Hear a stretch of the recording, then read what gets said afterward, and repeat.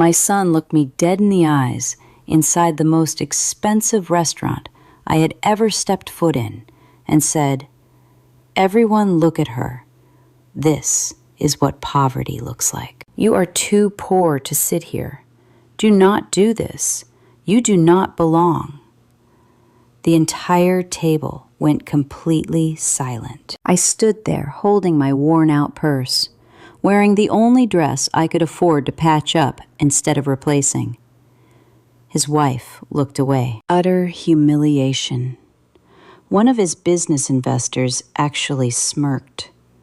Then Michael asked the waiter to move me to a tiny table by the kitchen doors. That was the exact second something inside of me finally snapped. I did not scream or cry. I just reached into my purse, grabbed my phone, and made one call. "Harold," I said softly, "it is time." Before we go any further, if this story touches your heart at all, please take a second to like and subscribe. Moments like these remind us how quickly people forget who raised them.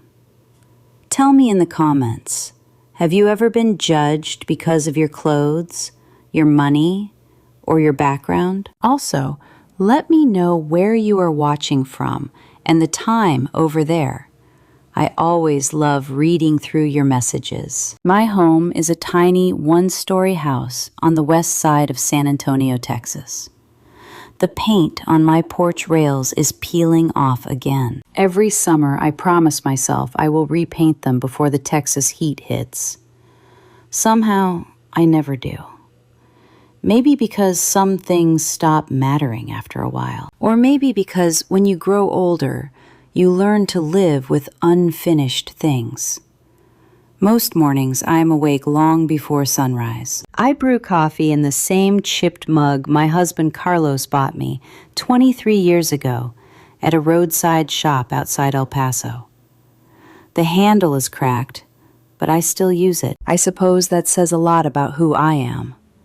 I cling to things long after they start falling apart, especially people. After Carlos passed, the silence in this house was deafening. At first, I kept the TV running just to hear a human voice. Eventually, even that felt too exhausting. Now my days are spent volunteering at the St. Matthew's Church pantry, tending my small garden, and pretending I do not notice how quiet my phone has become. My son Michael used to call me every Sunday. Then it shifted to once a month, then just holidays. Now, 6 months can easily pass without hearing his voice. Yet whenever my screen lights up with his name, my heart reacts the exact same way it did when he was 5, running into my arms after kindergarten. That never changes for a mother, no matter how old your child gets. 3 weeks before that awful dinner, I was folding laundry when my phone rang out of nowhere. It was Michael. Just seeing his name brought a smile to my face. I answered quickly. "Hi, sweetheart." There was a heavy pause. Not a warm one, but distracted. "Hey, Mom." I heard city traffic and voices buzzing around him in the background. He sounded busy, important, and so far away. "You okay?" I asked softly. Yeah, listen. I want to invite you to dinner next Friday." I nearly dropped the towel I was holding. "Dinner at a restaurant in Dallas," he said. "Big night for me. Investors, partners, and Vanessa will be there too." His voice felt rehearsed, rushed even, but I barely cared. For the first time in years, my son was actually inviting me to be a part of his life. My chest tightened with pure hope. "Oh, Michael, I would love that." "Good," he replied quickly. "Dress nice."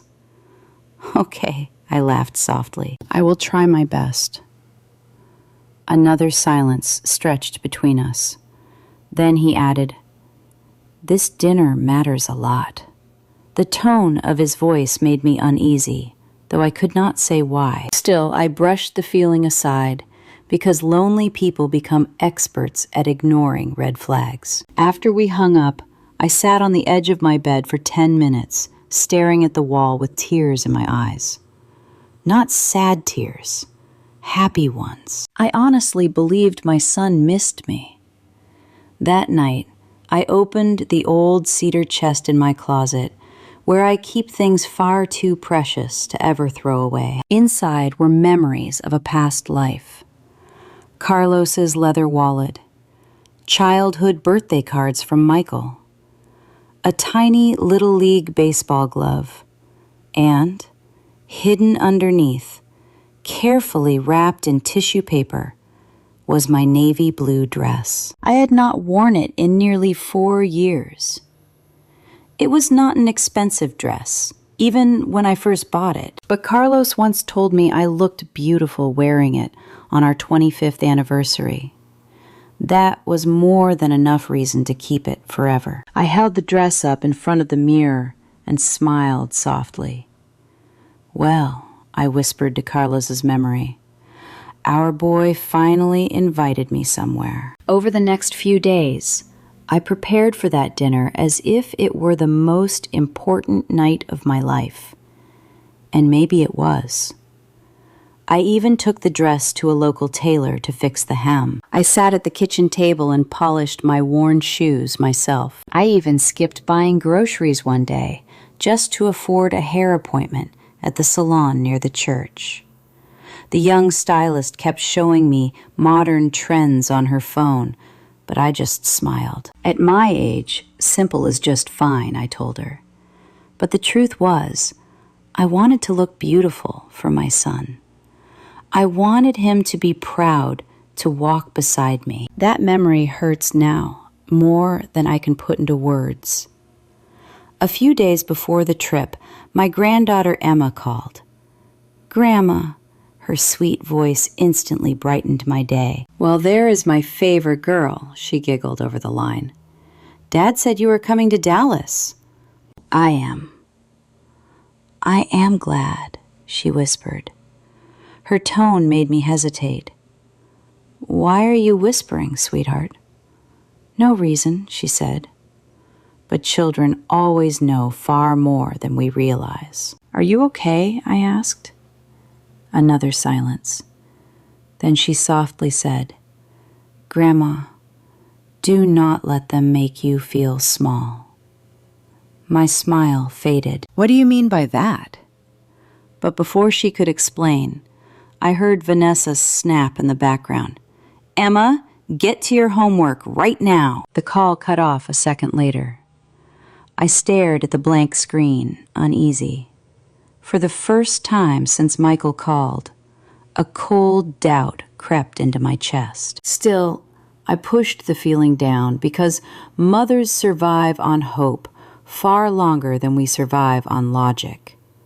On the morning of the dinner, I woke up before dawn. I stood before my bathroom mirror, carefully curling my silver hair the way Carlos had always liked it. Then I put on that navy blue dress and my small pearl earrings, the ones Carlos bought me when Michael graduated college. I still remember how incredibly proud we were that day. Carlos cried even harder than I did that day. He kept telling me our son was destined for greatness.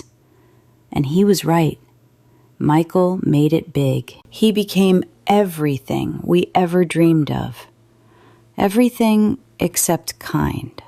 Before leaving, I took one last look around my cramped little living room. The worn-out couch, faded curtains, and family photos on the shelf. Especially 10-year-old Michael, smiling with missing front teeth, holding my hand so tightly. Back then, he used to tell everyone I was his hero. I gently touched the frame. I grabbed my purse and headed to Dallas, still believing that beneath those designer suits and slick smiles, my sweet boy was waiting. I had no idea that by the end of the night, my heart would shatter in front of a room full of strangers. Dallas always felt too flashy for someone like me, too polished, too expensive, and way too fast. As my bus pulled into the downtown terminal that evening, I anxiously squeezed my worn-out purse. I stared through the glass at glowing skyscrapers reflecting gold in the twilight.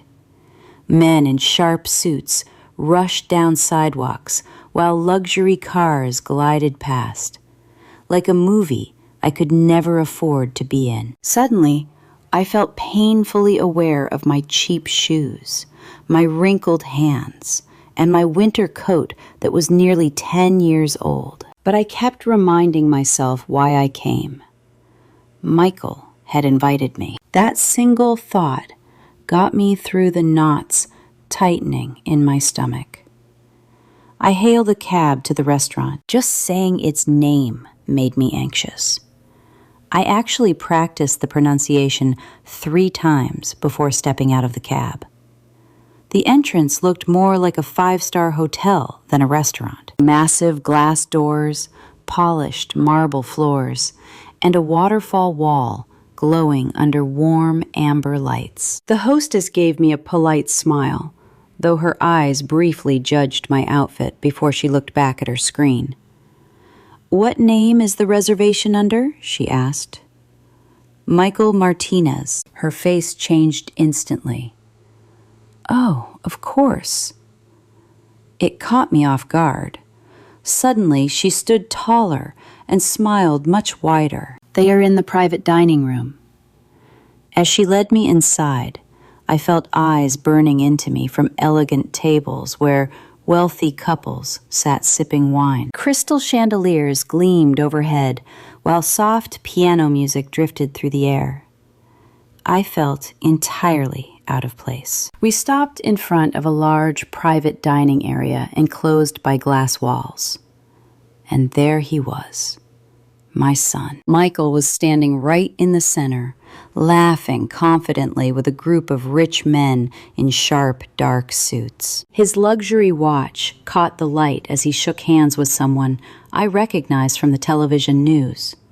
For a second, a wave of pride hit my chest so hard it almost hurt. That was my boy, my little baby. Then Michael caught my eye and his face shifted. His smile vanished in an instant, not because he was happy, but because he was embarrassed. I saw it immediately. His eyes darted down to my coat, my purse, my shoes. Then he forced a tight smile and came over. "Mom," he whispered. I leaned in to hug him, but he only gave me a stiff, awkward side embrace. "You made it." "Of course I did," I said warmly. "I wouldn't miss this for the world." His eyes darted nervously to the table behind him. "Right." I tried to ignore the cold strain in his voice. Just then, a woman walked up to us, swirling a wine glass. Vanessa. She was stunning in a silver designer gown, her dark hair immaculate, diamonds glittering at her throat. Yet she somehow looked irritated. "Evelyn," she said with a thin smile. "It's so good to see you," I said genuinely. She air-kissed my cheek without actually touching me. "We weren't sure you'd make the trip all the way from San Antonio." Michael let out an awkward laugh. "Mom's stubborn." I smiled gently. "That's true." But neither of them laughed with me. Before I could say anything else, a tall, silver-haired man walked up. "Michael," he said confidently, "is this your mother?" My son hesitated. It was just a split second, but a mother notices that look every single time. "Yes," he finally replied. "This is my mom, Evelyn." The man offered a warm handshake. "Richard Coleman, I've heard quite a bit about you." Something in his tone made me uncomfortable, but I shook his hand politely anyway. "All good things, I hope." Richard chuckled softly. "Well, Michael mentioned he came from very humble beginnings." Vanessa quickly cut in. "And just look how far he's come," she added with pride. I caught the wording immediately. Not us, not family, just him. Michael nudged me toward the table. "This dinner is crucial," he whispered under his breath. "Just relax, all right?" His comment confused me. I am relaxed. Good. The table was massive, decorated with candles and white roses. Everyone sitting there looked wealthy, polished, and confident. Women wearing diamond bracelets, men debating investments and resorts, people who likely spent more on one meal than I did in 3 months.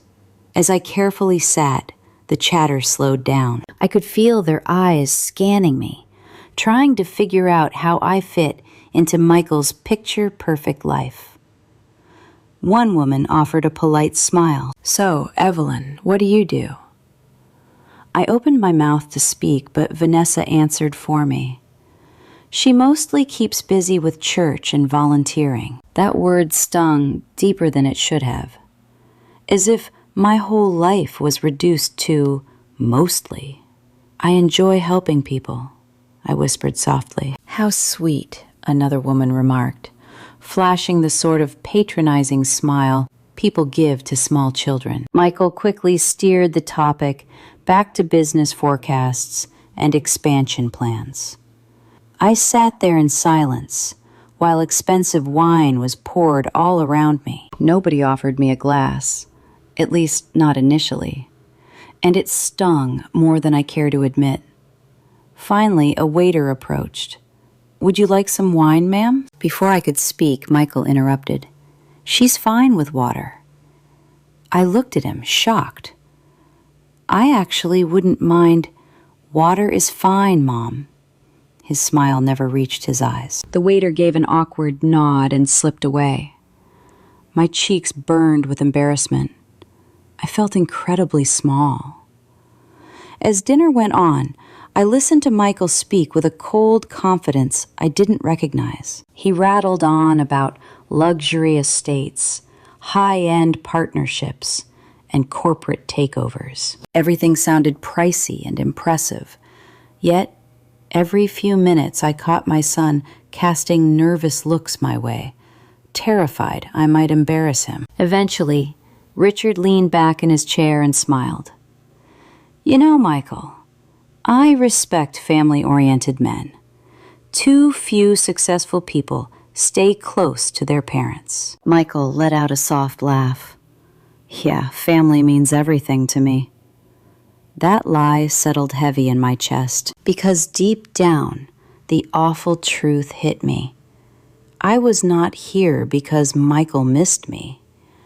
I was just a prop, a performance to prove he was still connected to his roots. Suddenly, Emma was right beside my chair. "Grandma!" Her sweet face lit up the moment she saw me. Unlike the others, her hug was genuine. I held her close. "You look beautiful tonight," she whispered. "So do you, sweetheart," I replied. Then she whispered in my ear, "I am so glad you came." I pulled back, seeing a flash of sadness, maybe even fear. Before I could ask, Vanessa snapped from across the table. "Emma, sit down properly." She obeyed instantly, and the coldness rushed right back into the room. When the main course was served, I caught 2 investors whispering at the end of the table. "I thought his mother lived in assisted living or something." "Yeah, that is what I heard too." My stomach churned. I looked at Michael, but he would not meet my gaze. That is when I felt a pain worse than neglect. My own son was ashamed of me, not because I failed him, but because I was a walking reminder of where he started. Knowing he was embarrassed of me made my chest ache in a way I cannot describe. It wasn't sharp or sudden, just heavy like grief. A quiet sorrow was waking up deep inside me. I stared down at the pristine white tablecloth, desperately pretending I had not heard a single word of their cruel whispers. Around me, fine silverware clinked against expensive plates. Talk of cash and luxury vacations carried on like nothing had changed. But everything had changed for me. Once a mother sees her child look at her with shame, she can never unsee it. The waiter served my plate, arranged so artfully it barely even looked like actual food. Tiny slivers of steak sat under delicate herbs, with sauces drizzled across the expensive plate. I managed a polite smile. "Thank you." As I reached for my fork, Vanessa judged my hands, my cheap purse on the floor, and then caught Michael's eye. That silent, loaded glance told me more than words ever could. Vanessa leaned toward me, wearing a smile that only looked sweet from a distance. "You know," she murmured, "this restaurant has a strict dress code, but I suppose Michael made a special exception tonight." Her words stung like a physical slap. I forced a tight smile. I did the best I could. "Oh, of course," she quickly backtracked. "I did not mean anything by it." But she did. They always do. Across the table, Michael nodded along as Richard talked business. Watching my son charm the entire table felt bizarre. I still remembered the little boy who cried over a scraped knee at baseball practice. The sweet boy who slept on my floor after Carlos passed, just so I would not feel entirely alone. Where had that little boy gone? Beneath the table, Emma reached out and took my hand. I gave her a gentle squeeze. She was my only comfort in that room. Then Richard turned his attention back to me. "So, Evelyn," he said warmly, "Michael tells us you made big sacrifices for him." I opened my mouth to speak, but Michael cut me off. "Well, we all had it rough back then," he shrugged. "But I worked hard to build everything myself." Himself. Those words cut much deeper than he could ever know. I did not want any credit, but I remembered the grueling sacrifices that paved his path. The brutal double shifts cleaning hotel rooms. The dinners I skipped so he could eat before football practice. The years I wore worn-out shoes just so he could attend a decent school district. I remembered pawning my own wedding necklace to pay for his college dorm after Carlos passed away. Now, sitting beneath crystal chandeliers worth more than my whole house, my son erased my entire life with a single sentence. I looked down so they would not see my tears. Moments later, a waiter approached us, carrying a tray of wine glasses. As he carefully reached across, someone bumped his arm from behind. Dark red wine splashed directly onto my navy dress. Shocked gasps echoed around the table. "Oh my goodness," the waiter stammered. "I am so sorry, ma'am." "It is fine," I reassured him. "Accidents happen." I grabbed my napkin to blot the wet fabric, but Vanessa let out a dramatic sigh beside me. "Oh dear, how unfortunate." Michael's jaw clenched, not out of concern for me, but from pure irritation. The poor kid kept apologizing as I tried to calm him down. "Please, do not worry. It is just a dress." Suddenly, Michael snapped. "For God's sake!" The table went dead silent. He glared at me, his face tight with anger. "Can you please be careful for just one night?" Absolute shock flooded my chest. "It was not me," I whispered. "This dinner is crucial, Mom." His voice had become icy and controlled, which felt far worse than him screaming. Nobody at the table would look at me. Vanessa looked embarrassed. Not for my sake, but for him, for having to deal with this. "I am sorry," I whispered again. Michael rubbed his temples in frustration. You just do not understand how this looks."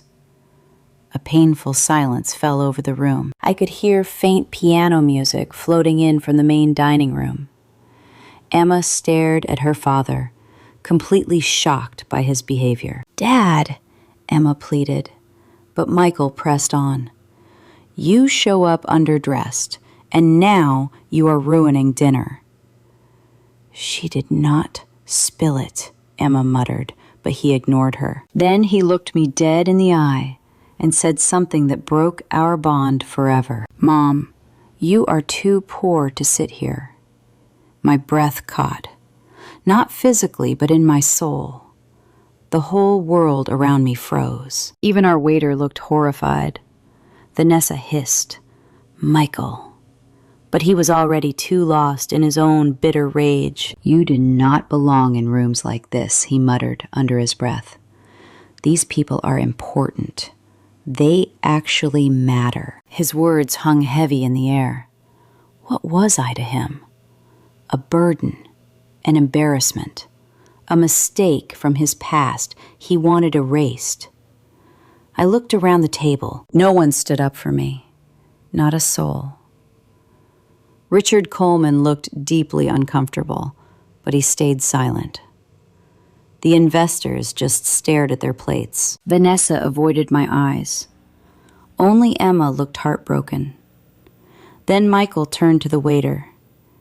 "Can you move her to another table?" The waiter blinked, confused. "Sir?" Michael's face grew colder. "Somewhere quieter, near the back, out of sight, like I was trash to be hidden."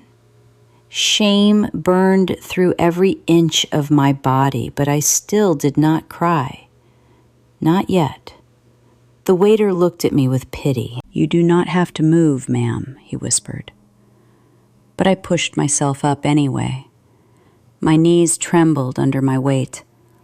"It is fine," I managed to say. I picked up my purse with shaking hands, and as I did, I saw Emma crying silently next to her plate. That broke my heart more than Michael's words, because a child should never have to witness such cruelty from their own family. Following the waiter away from that private dining room, I heard the hushed whispering start almost immediately behind my back. Wealthy people always whisper when they are uncomfortable. My tiny table sat right next to the swinging kitchen doors, where busy servers rushed by carrying heavy trays of food. Heavy smells of garlic and kitchen smoke choked my cramped corner.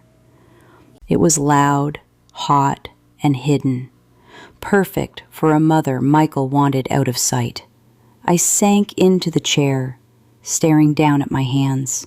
These same hands once held my baby boy through burning fevers. They packed his school lunches, scrubbed floors until the skin cracked from chemicals. And tonight, those very hands shook with utter humiliation. A single tear finally escaped down my cheek, and I quickly wiped it away. I reached deep into my purse, retrieved my phone, and dialed the number I had not called in almost 2 years. After one ring, a calm, familiar voice answered. "Harold Whitman speaking." I shut my eyes tight. My voice came out much steadier than I felt. "Harold," I whispered, "it is time." Complete silence. Then his entire tone shifted. "What happened?" he asked.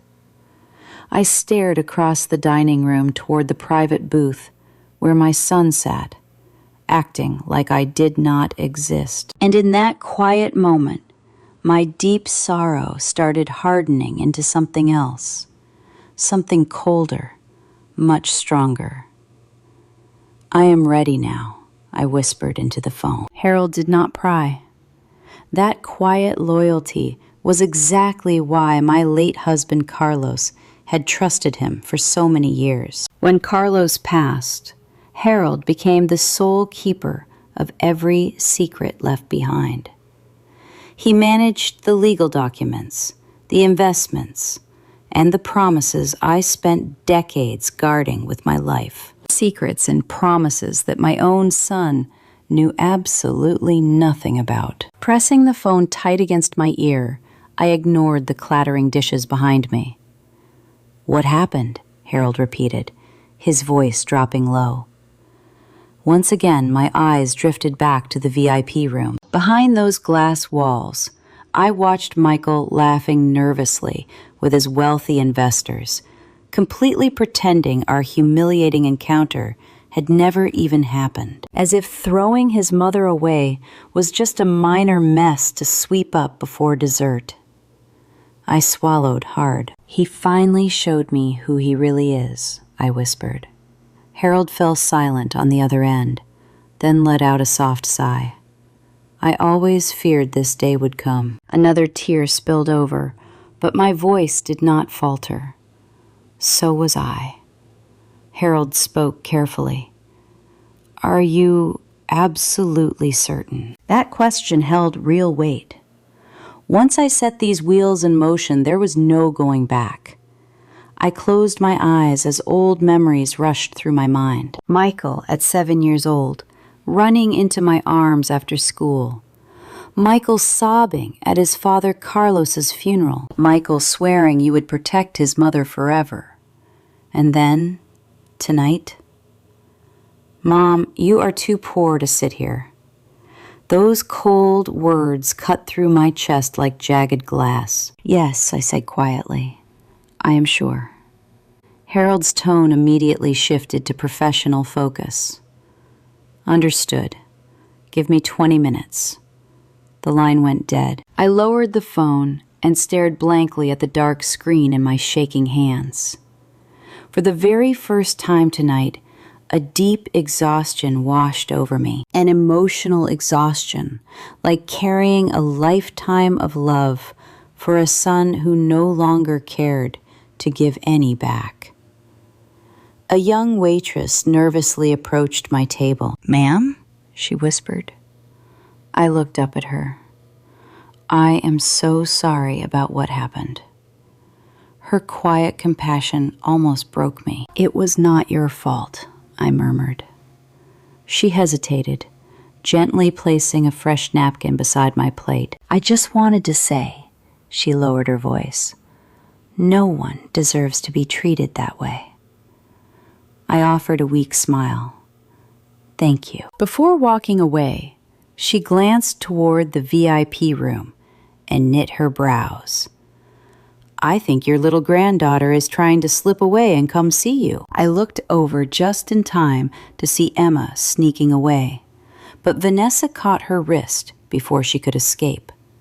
My sweet granddaughter looked at me with helpless eyes. Vanessa hissed something sharp into her ear, then quickly flashed a fake smile for the investors. Emma slowly sank back into her chair, her eyes locked onto mine. That stung worse than anything, because children carry the memory of these cruel moments forever. I turned my face so she wouldn't see the tears swelling. A few minutes later, Michael finally walked over. His face was tense and highly irritated. No guilt, no shame, just pure annoyance. "Mom," he muttered under his breath, "what are you doing?" I blinked, utterly confused. "I am sitting exactly where you had them put me." He looked around anxiously. "Can you not make a scene?" A cold, bitter ache settled deep in my chest. Make this worse? I stared down at the dark wine stains on my dress, then looked up at my son. I never knew humiliation had different levels. His jaw clenched. "You know what I mean?" "No," I replied softly. "I really do not." Michael let out a sharp sigh and lowered his voice. "These people are looking to partner with me. Tonight actually matters, and I don't?" The question slipped out before I could stop myself. For a brief second, I saw something flicker across his face. Guilt. But it vanished instantly. "Mom, please don't do this right now." do this? As if my pain was just an inconvenience. As if heartbreak was poor timing. I studied my son under the dim restaurant lights and realized something terrifying. He truly believed he was the victim tonight. Not me. Him. Because ego has a warped way of rewriting reality.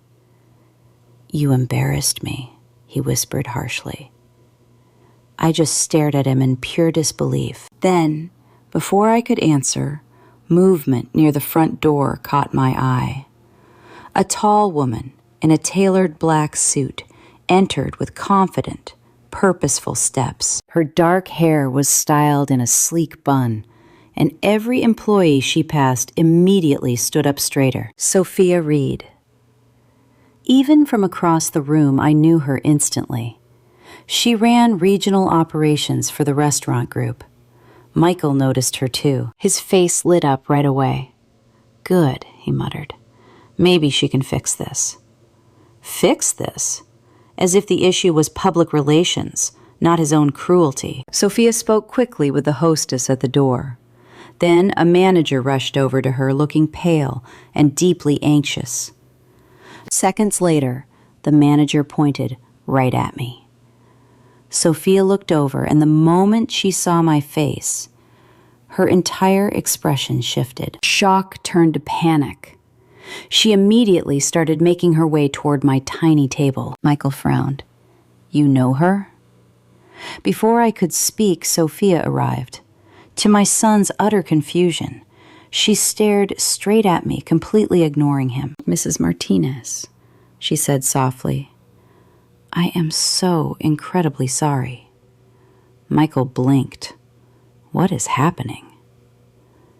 Sophia ignored him entirely for a few moments, which clearly stunned him. I had no idea you were here, she said, apologetic.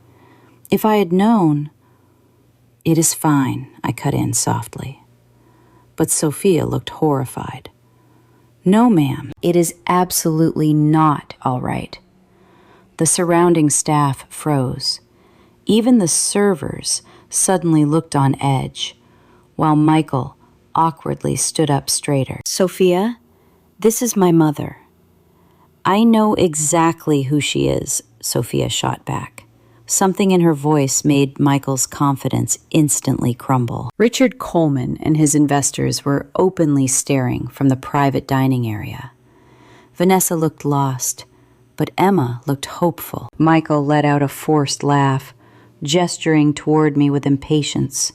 It was just a little misunderstanding tonight. Sophia's gaze hardened. A misunderstanding?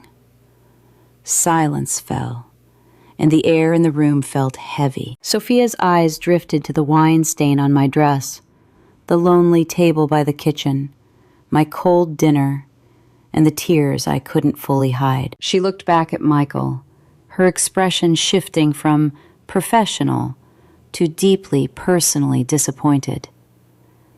What happened here? She asked softly. Michael shifted uneasily, muttering, Nothing serious.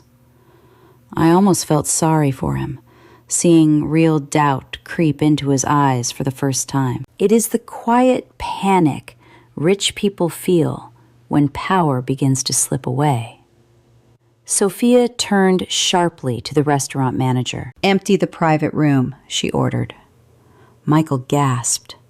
What? The manager hesitated, saying his investors were inside. I heard you, Sophia snapped. The manager nodded fearfully and ran off. Michael stared, shocked. You can't just ruin my dinner.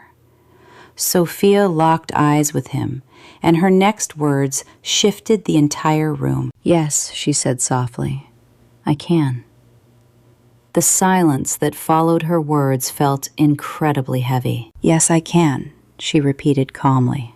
Michael stared as if he couldn't believe his ears. Around us, the chatter in the restaurant suddenly died down. Rich diners pretended to ignore us while secretly watching every move. That is what they do. They hate public scenes, but love gossiping about them in private. Michael let out a tense laugh. "Sophia, there is some misunderstanding." "No," she replied smoothly. "I do not think so." For the very first time tonight, I saw genuine fear creep into my son's expression. Not shame, but pure terror. Sophia turned back to me. "Mrs. Martinez, can we get you somewhere more comfortable?" Her gentle voice contrasted so sharply with my son's harshness that my chest throbbed with pain. "I am fine here," I whispered, but she shook her head. "No, ma'am, you are not." The manager rushed back, sweating. "Should we open up the executive room?" "The executive suite." Hearing those words confused the nearby investors. Michael blinked fast. "What executive room?" Sophia ignored him once more. "Yes, do it," she told the manager. As the staff hurried off, Michael took a tense step forward. "Sophia," he hissed under his breath. "What is going on?" She turned to him, all the warmth completely gone from her eyes. "I believe," she said slowly, "that is a question you ought to ask your mother." Michael turned his gaze to me. No one said a word. Not Vanessa, not Richard, not even Emma. The whole room felt frozen in heavy tension. Suddenly, memories came rushing back, completely against my will. Not of tonight, but of the old life my son worked so hard to bury. When he was small, we lived in a cramped apartment above a San Antonio laundromat. The walls shook whenever the industrial washing machines downstairs started spinning. Summers were brutal with a broken air conditioner. In the winter, we kept warm by leaving the oven open, more times than I care to admit. But back then, my boy laughed all the time. He did not care about money, only baseball cards, cartoons, and my goodnight tuck-ins. My Carlos worked construction by day, then cleaned offices all through the night. Sometimes he came home so exhausted he fell asleep right at the kitchen table, boots still on. But no matter how tired, he always kissed my forehead first. Always. Then came that rainy October afternoon. Everything shattered. Carlos collapsed at work from a heart attack. 47 years old, and gone before I even reached the hospital. I still hear our son Michael screaming when I told him. That sound never leaves a mother. After the funeral, my life was just pure survival. I scrubbed motel rooms by day, waitressed at a diner some nights, and watched elderly patients on weekends. For nearly 6 years, sleep was a luxury. Some nights my hands bled from the harsh chemicals, but I still packed his school lunch before sunrise.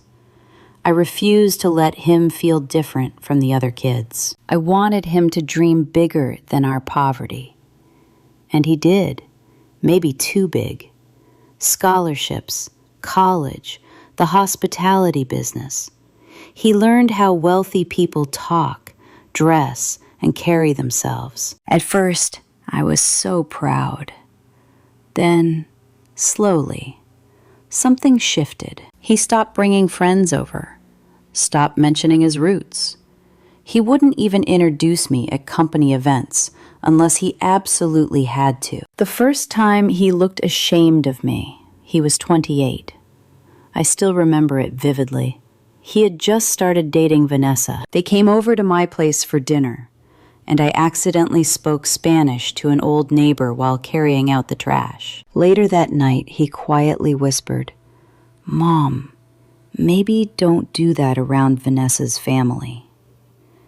I actually laughed, thinking it was a joke. He was dead serious. "Why?" I asked. He just rubbed his neck awkwardly. "They are just different," he said. Different. Such a harmless little word, yet it carried so much shame. That was only the start. After that, he got so careful about how I fit into his new world. He bought me nicer clothes once, not to be kind, but because he said my wardrobe made me look old. He tried pushing me to move to a retirement home far from downtown. Not for my safety, but because he dreaded his clients ever seeing where I lived. At first, I kept making excuses for him. Just stress, I told myself. The pressure of success. But deep down, I knew. He hated poverty so much that he started loathing every reminder of it, including me. Yet I still loved him, because we mothers are strange like that. We keep watering dead gardens, desperate for something to bloom again. Mrs. Martinez? Sophia's voice snapped me back to the present. I blinked quickly. Yes, the room is ready, I nodded, rising from my small kitchen table. This time, though, the entire staff moved differently around me. Waiters stepped aside respectfully. The manager straightened up, visibly sweating. Even that hostess from earlier looked pale. Michael caught on immediately. "What the hell is going on?" he muttered under his breath. Vanessa crossed her arms tightly. "You told me your mother was barely scraping by," she said. Her accusing tone made him snap defensively. "She is," Michael insisted. Sophia's eyes narrowed. "No," she said calmly. "She isn't." Richard Coleman stood up from the private table, curiosity getting the better of him. "All right," Richard said carefully. "I think someone needs to explain what's happening here." Sophia looked over at me, silently asking for my permission. I hesitated, not out of fear, but because once the truth enters a room, relationships are rarely ever the same again. Still, I gave her a tiny nod. Sophia turned to Richard. "Mrs. Evelyn Martinez," she announced, "is the majority shareholder of the Marquez Hospitality Group." Complete silence. One investor actually laughed in disbelief. "What?" My son stared at her, utterly blank. "No," he said instantly, "that's impossible." But nobody was looking at him anymore. Every eye in the room was on me. Richard blinked, stunned. "The Marquez Group owns this restaurant?" "Yes," Sophia replied. Vanessa's face went completely white. Michael shook his head slowly. "No, that's just not possible." I almost pitied him then, because for the first time, my son realized something devastating. He had never actually known who his mother was. Sophia kept going. "Mrs. Martinez has held controlling interests through family trusts for many years," she explained. Michael spun toward me, completely shattered. "You own this place?" His voice sounded so small, almost childlike. I met his gaze calmly. "I own much more than just this place." The words struck him like a physical blow. My granddaughter Emma stared at me, her eyes wide with total confusion and awe. "Grandma?" I gave her a sad little smile. Richard Coleman slowly loosened his tie. "Well," he muttered, "this dinner just got very interesting." But Michael wasn't listening. The very ground he built his entire identity on had just started cracking apart. Deep down, I knew he could feel something even worse heading his way.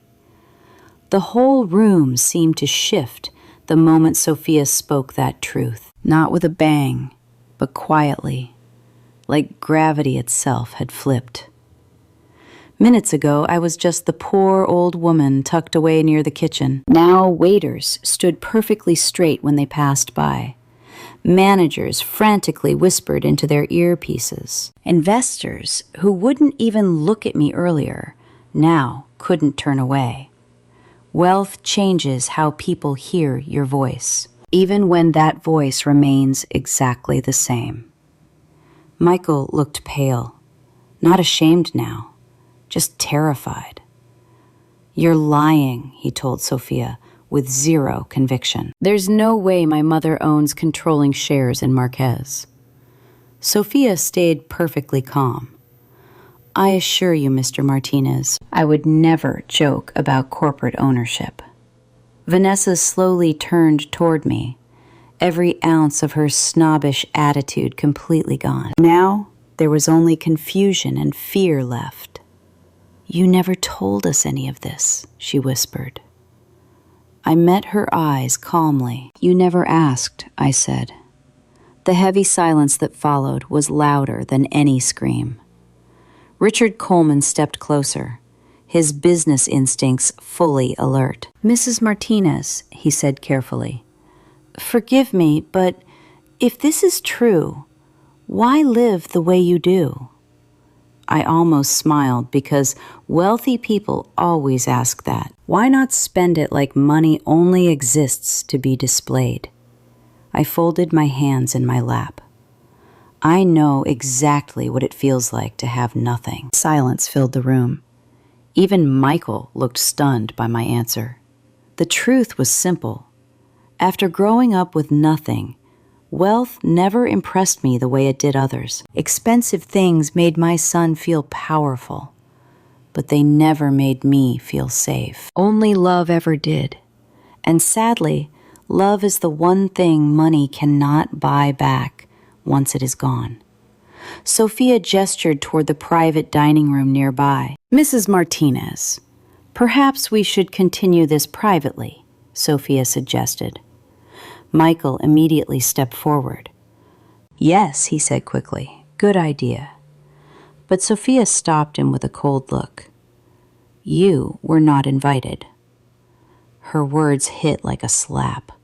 Several investors exchanged uncomfortable glances. Vanessa gasped, and for the first time in years, my son was left completely speechless. Emma quietly slipped closer to my side. "Grandma," she whispered, "are you okay?" I gently touched her soft cheek. "I will be." Unlike the adults here, my granddaughter's concern carried no agenda. That pure love nearly broke my heart. As Sophia guided me toward the private room, I heard Richard stop my son behind us. "Hold on," Richard said firmly. "I think I deserve an explanation." Michael lowered his voice, hissing, "This is a family matter." "No," Richard shot back. This became business the moment ownership was mentioned. I kept walking, but I could hear the rising panic underneath my son's controlled tone. And deep down, a painful truth hit me. My son was not afraid of breaking my heart. He was only terrified of losing his status. Inside the private dining room, everything felt different. The harsh restaurant noise faded, replaced by softer lighting and much richer chairs. Private wine cabinets lined the walls. A polished wooden table sat beneath a modern chandelier that likely cost more than my very first apartment. Sophia personally pulled out a chair for me, which made me feel slightly embarrassed. "You do not have to do that," I said. "Yes," she replied softly. "I do." The moment the heavy door shut, the outside noise drifted away. For the first time all evening, there was quiet. True, heavy silence. Sophia sat across from me. "I owe you an apology." "You owe me nothing," I replied. "I should have known sooner." Her voice was thick with genuine guilt. I shook my head. "How could you?" She still looked deeply upset. When Mr. Whitman called, I rushed over. At the mention of Harold, I nodded slowly. "He is probably on his way." Sophia paused, looking down, before speaking again. "I never imagined your son would treat you like that." Neither did I. At least, not so publicly. I stared down at my wine-stained dress, smoothing the ruined fabric with trembling fingers. "He has been ashamed of me for years," I admitted softly. Hearing myself say it out loud hurt far more than I expected. Sophia looked heartbroken. "But why?" I nearly laughed, because the truth was both complex and painfully simple. Michael spent his whole life trying to escape poverty, I told her. Eventually, he began treating anything connected to that past like a mortal enemy, including me. Sophia looked down. My father was the same way after he became successful. I looked up, and she offered me a sad, knowing smile. He altered his accent, bought expensive clothes, and even cut off certain family members. She paused, letting the memory sit. Sometimes people believe success requires erasing where they came from. Her quiet words hung heavily between us. She truly understood. Through the glass partition, I watched the chaotic scene outside. Michael was pacing. Vanessa argued fiercely with him, and Richard spoke to the investors. Everything felt fragile, like a beautiful painting starting to crack right down the middle. A soft knock broke our quiet reflection. The door opened, and Harold Whitman stepped inside. Even at 72 years old, Harold still carried himself with immense, sharp dignity. Gray suit, flawless posture, and sharp eyes that missed absolutely nothing. The moment he noticed my stained dress, his face fell. He did this? I looked away. Harold let out a heavy sigh. I warned Carlos this day would come. Hearing my late husband's name made my chest tighten instantly. Harold walked over and gently kissed my forehead. "Are you all right?" "No," I confessed honestly. My pain seemed to hurt him deeply. Harold had known my son since birth. He attended every birthday, graduation, and holiday. He loved Michael once, but tonight changed everything for him too. He carefully set a thick leather folder on the polished table. Sophia glanced at it, and my stomach immediately knotted with dread. This was becoming real, permanent. Harold sat down next to me.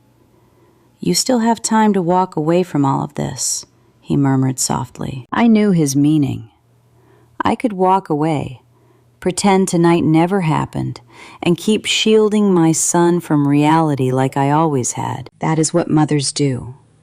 We mistake shielding them for loving them. But then I remembered the coldness in his voice. "You are too poor to sit here." Not angry, just ashamed, as if my presence disgusted him. Suddenly, a cold resolve settled over me. "No," I whispered. Harold watched me, then nodded slowly. "All right."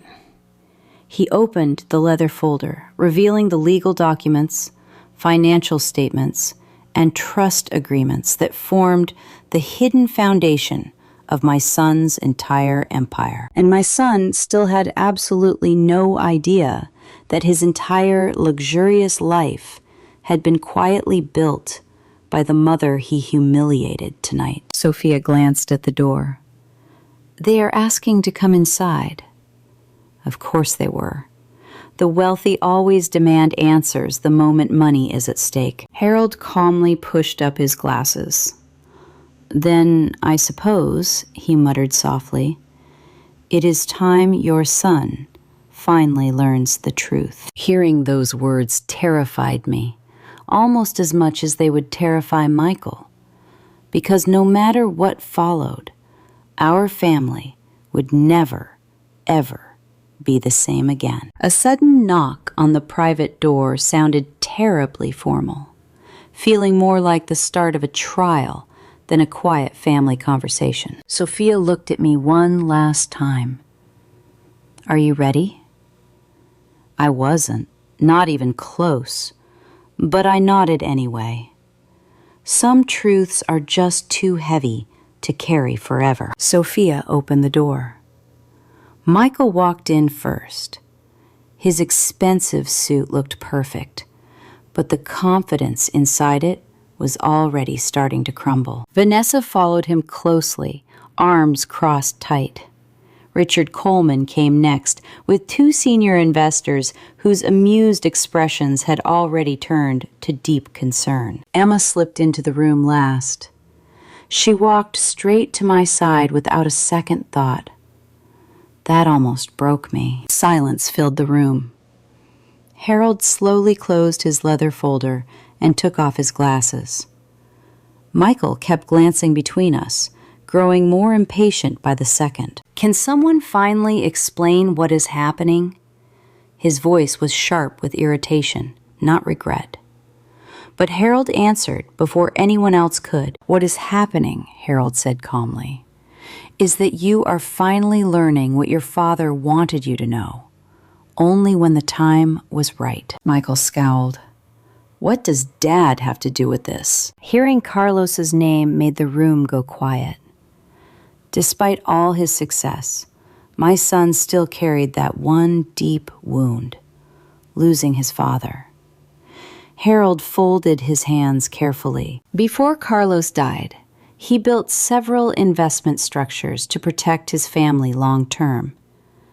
Michael let out a dry, bitter laugh. "My father was just a construction worker." "No," Harold corrected gently.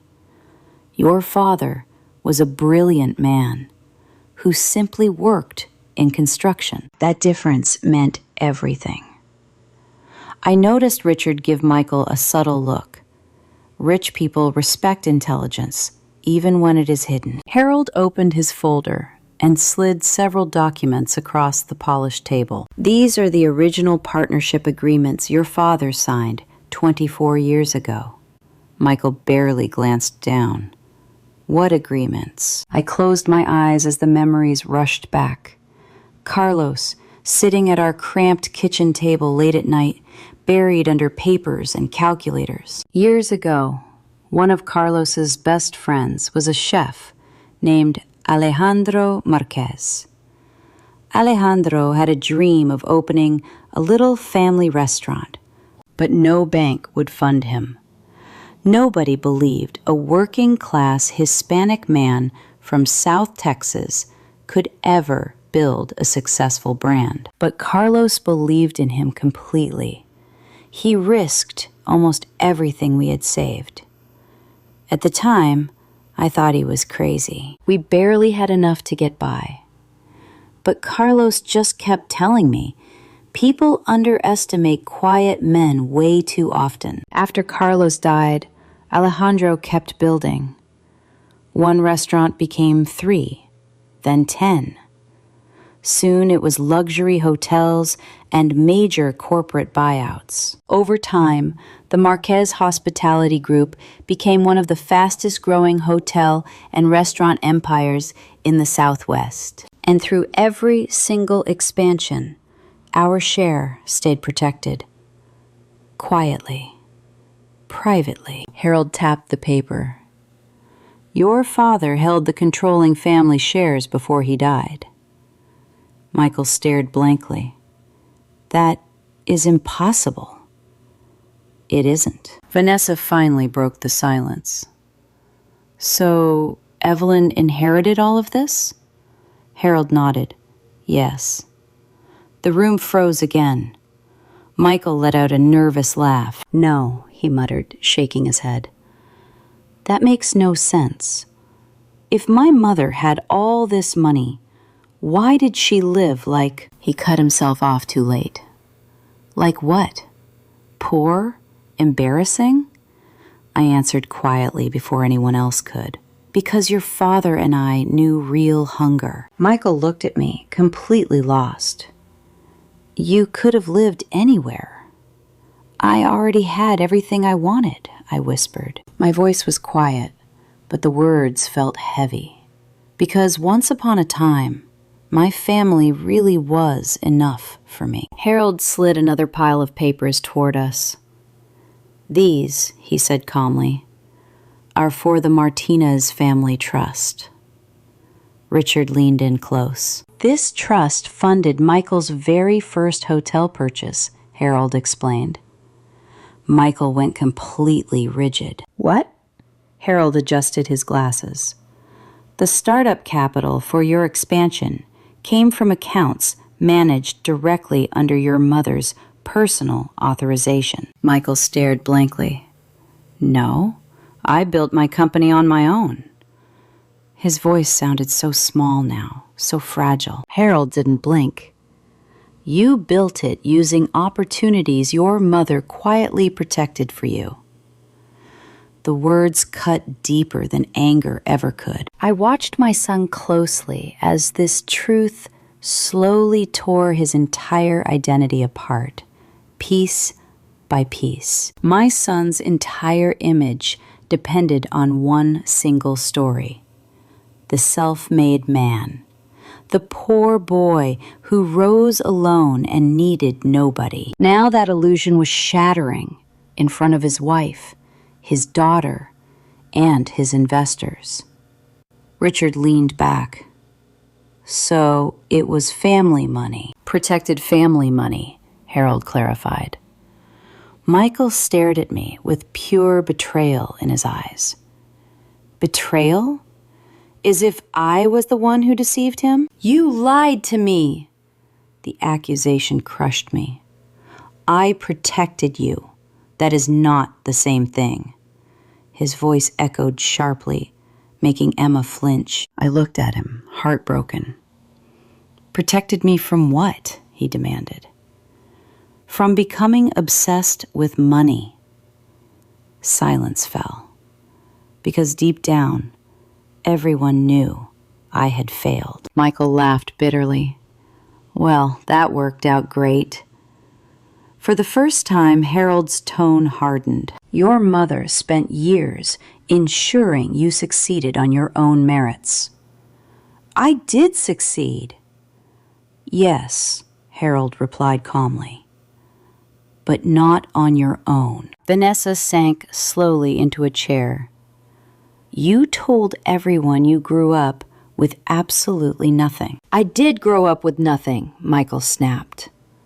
I looked at him, my heart aching. No, I whispered. You grew up with parents who gave up everything so you would never feel poor. His eyes met mine. For a brief second, I saw a flash of guilt before his pride buried it again. So Evelyn controls the trust? Yes, Harold answered. And the restaurant group. Richard slowly loosened his tie. My God. Michael suddenly stood up and started pacing. This is insane, he muttered. No one interrupted him. I worked for years, he continued angrily. Years. You let me believe I earned this myself? You did earn it, I whispered. But you forgot who carried you when you could not walk alone. He stopped pacing. For the first time tonight, real pain crossed his face instead of that cold arrogance. Real pain. I was ashamed my entire childhood, he admitted quietly. Do you know what it is like watching rich kids laugh at your clothes, your house, your accent? My chest tightened. I did not see the ruthless businessman anymore, just the wounded little boy underneath. I wanted more for you, I whispered. You made me feel weak, he said. No, I replied sadly. The world did that. I only loved you through it. Tears filled Emma's eyes next to me.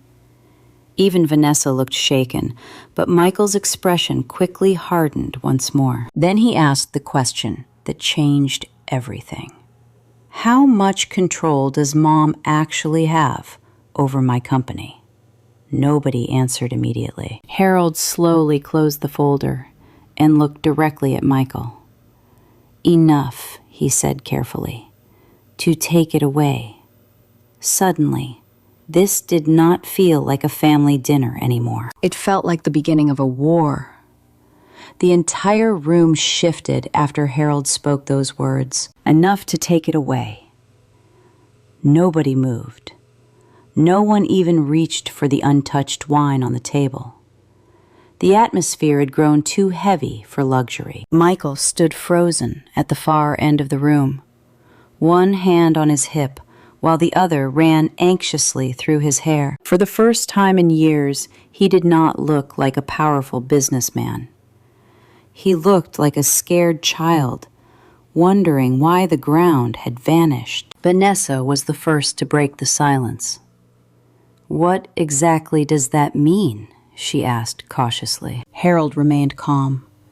"It means Mrs. Martinez maintains majority authority over the key-holding structures behind Michael's hospitality expansion." Richard Coleman leaned forward slowly. "And you never disclosed this?" The question was not directed at me. It was directed at Michael. My son swallowed hard, admitting he did not know. Richard's eyes narrowed. "But you represented yourself as fully self-financed." "I believed I was," Michael stammered. The investors exchanged uneasy glances. In business, perception matters just as much as truth. Tonight, my son's carefully crafted image was collapsing piece by piece. One of the investors, Preston Hale, finally spoke up. "So, let me get this straight," he said, looking toward Harold. "The startup funding came through family trust channels, controlled by Evelyn Martinez." "Yes." "And Michael had no idea?" "That is correct." Preston slowly leaned back. "That is problematic," he muttered. The word landed heavily, and Michael noticed. "What is that supposed to mean?" Richard answered. "It means investors do not like surprises. I did not lie." Vanessa suddenly let out a cold, bitter laugh. "You absolutely lied," she said. Everyone turned to look at her. For years, Vanessa had protected my son, defending and admiring him to build her own social status. But tonight, she finally cracked too. "You told everyone you built your empire from scratch," she continued coldly. "You turned your childhood into a cheap, inspirational story." Michael's jaw tightened. "Because it was hard. No one said it was not," she snapped. "But that is not being completely self-made." Emma sat silently beside me, squeezing my hand. I could feel her trembling. Children always suffer when adults turn love into a power struggle. And suddenly, I hated every second of this. My son did deserve consequences, but beneath this ugliness, he was still my boy. The child who kissed my cheek before school, the teen who cried over heartbreak, the young man who promised his dying father he would protect me. Where had that person gone? Michael turned toward me, his voice thick with accusation. "You knew this would humiliate me." I stared at him in pure disbelief. "Humiliate you?" "Yes," he snapped, gesturing around the room. "You waited until I was in front of my investors to expose everything." The sheer unfairness of his words stunned me. Before I could find my voice, Harold spoke up sharply. "No," he said. "Your mother came here tonight, believing her son wanted to reconnect with her," Harold continued. Michael looked away. "She did not create this situation." "You did." Painful silence. Then Richard cleared his throat carefully. "There is another issue here." Everyone looked toward him. Richard looked incredibly grave now. "Michael," he said slowly, "you repeatedly told our board you were financially independent of any family influence." Michael rubbed his forehead. "Because I thought I was." "That may not matter legally," Richard replied quietly, "but professionally, it matters." I watched panic quietly spread across my son's face. Not guilt, just terror, because Michael finally understood what he was losing. His reputation, the one thing he valued above all else, was fracturing.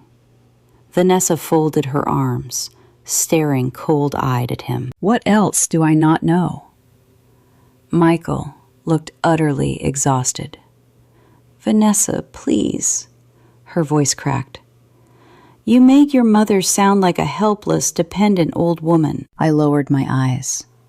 Hearing those words out loud cut much deeper than I expected. Vanessa's face twisted with pure anger. You told everyone she was struggling because she could not manage money. Michael said nothing. His silence answered everything. Richard stared at him. Was any of that actually true? Michael finally exploded. Why does everyone suddenly care about my mother so much? The room froze. Sometimes anger forces the ugly truth to light. I worked for every single thing I have, he spat. Nobody handed me my success, he continued harshly. I stood up slowly from my chair, silencing the room instantly. My hands trembled, but I kept my voice steady. No, I whispered. Nobody handed this to you. Michael stared at me, frustration burning in his eyes. You don't understand how hard I fought to get here, he snapped. I smiled sadly. Oh, Michael. My chest tightened painfully. Every scar on your hands came from climbing up, I said softly, pausing. But every scar on mine came from holding the ladder steady for you. Deep silence fell over the room. Emma began crying softly beside me. Even Richard looked uneasy. The stark line between sacrifice and raw ambition had suddenly become painfully clear. Michael looked away first. That brief moment told me everything. Sophia, quiet until now, finally stepped forward. There is another matter we need to discuss, she said. Harold gave her a knowing glance, making Michael look irritated again. What now? He snapped.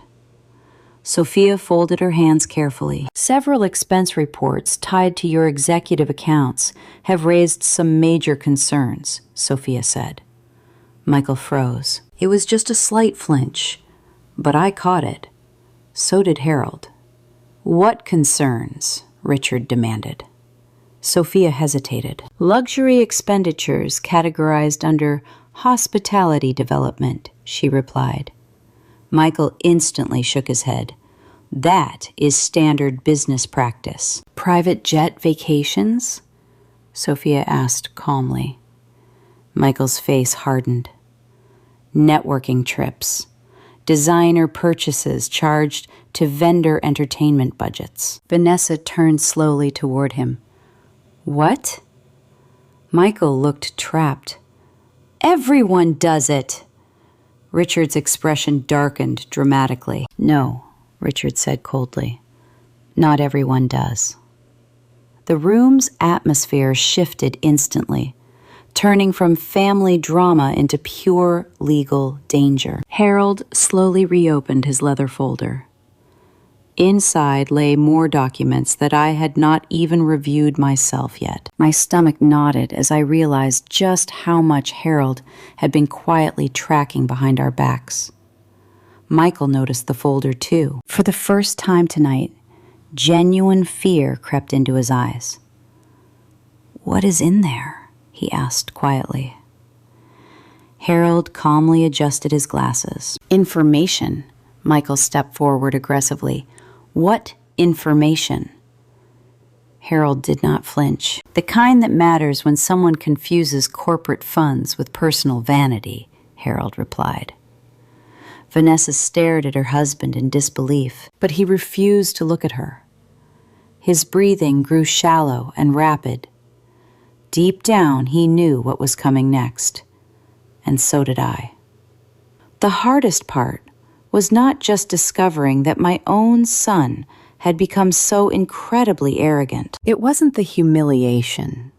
It wasn't even his cruelty. It was realizing how long he had lived a life of pure illusion, and how terrified he was of anyone seeing the truth beneath the mask. Then Harold calmly shut the folder, and with a single sentence, he pushed the night into even darker territory. "There are provisions in the trust," Harold said quietly, "specifically for situations like this."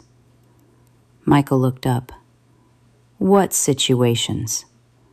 Harold held his gaze. "When character becomes a liability." Harold's words hung over the room like a storm cloud. Michael stared back in total disbelief. "What the hell does that mean?" Michael demanded. Harold remained perfectly calm, which somehow made the dread feel even worse. "It means your father understood something long before you achieved success," Harold replied. Michael crossed his arms defensively. "And what is that?"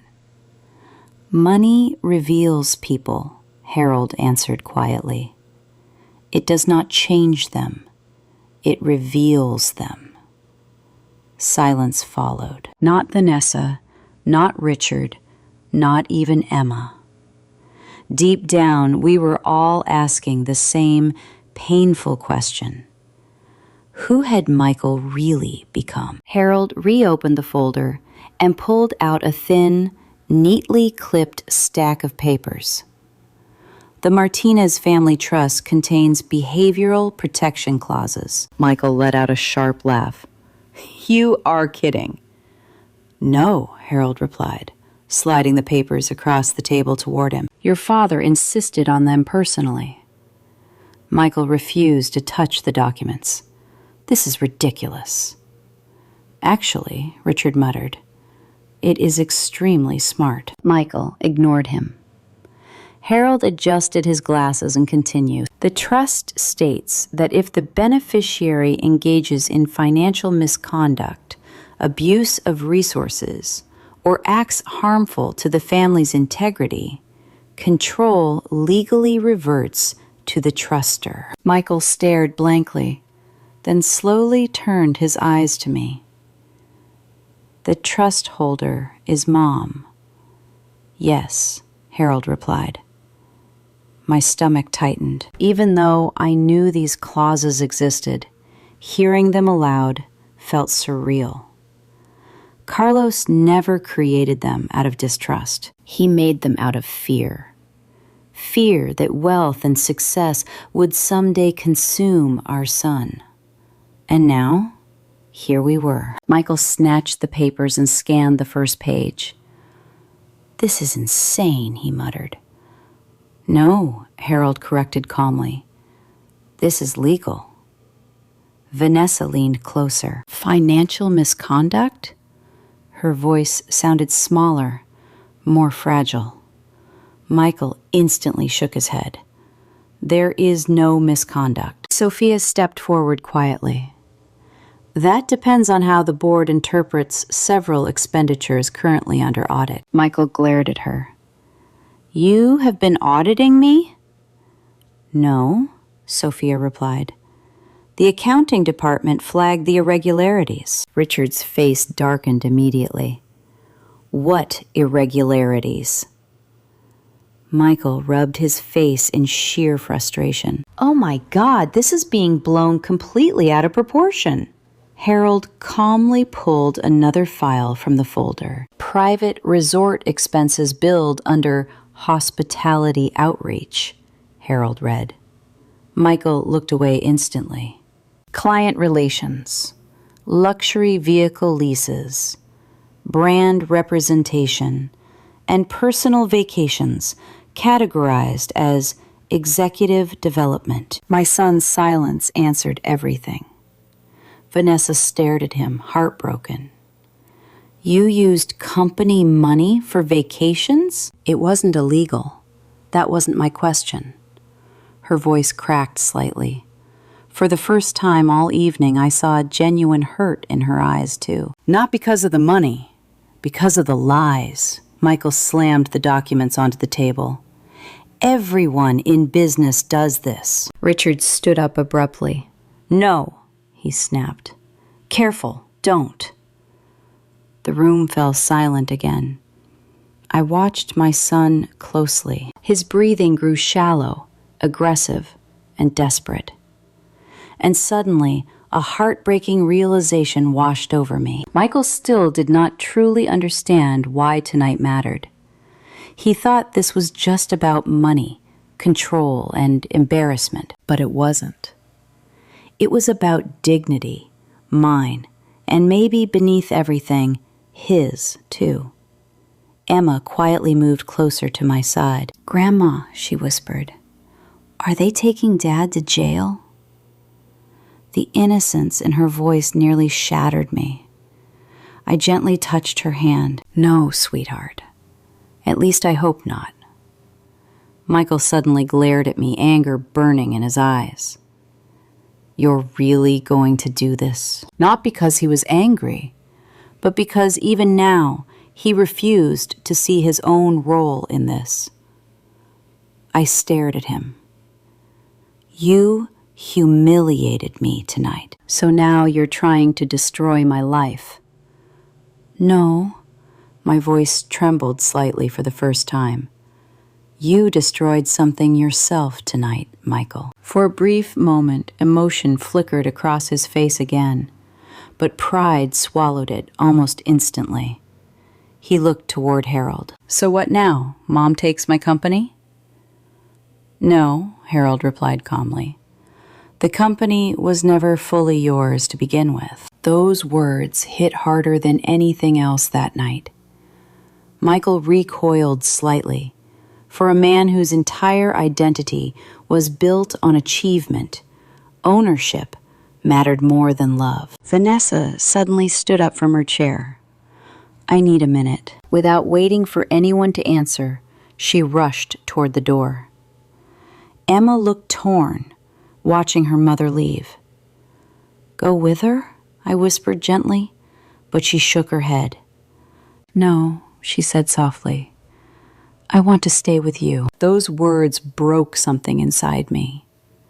Children always move toward the person who feels safest. And tonight, that was no longer Michael. Richard loosened his tie again and looked toward Harold. "If these clauses activate, what happens operationally?" Michael turned sharply. "You can't seriously be entertaining this." Richard ignored him. Harold answered professionally. "Temporary suspension of executive authority, pending board review." Michael stared at him. "That's insane." "Actually," Sophia replied quietly, "given the financial concerns, it's probably inevitable." I saw it happen then. The exact moment panic fully replaced arrogance inside my son. His face lost all its color. "You can't do this to me." Harold folded his hands. "Michael, nobody wanted this." "You think I wanted this?" His voice rose sharply now. The polished businessman mask was finally cracking apart completely.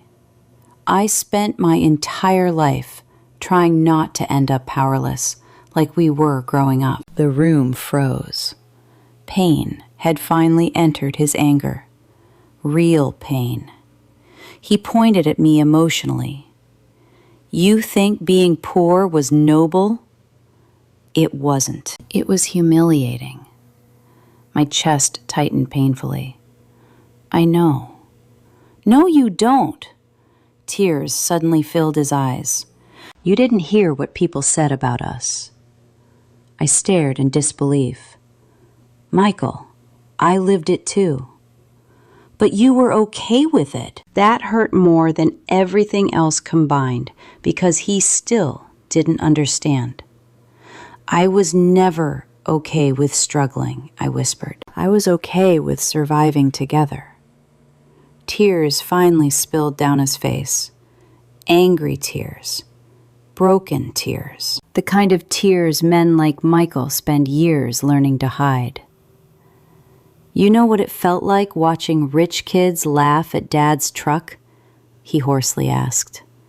Or hearing people joke about your accent? I closed my eyes briefly. Yes, I remembered all of it. Every cruel comment, every humiliation, every closed door. But I also remembered something Michael had forgotten. Love.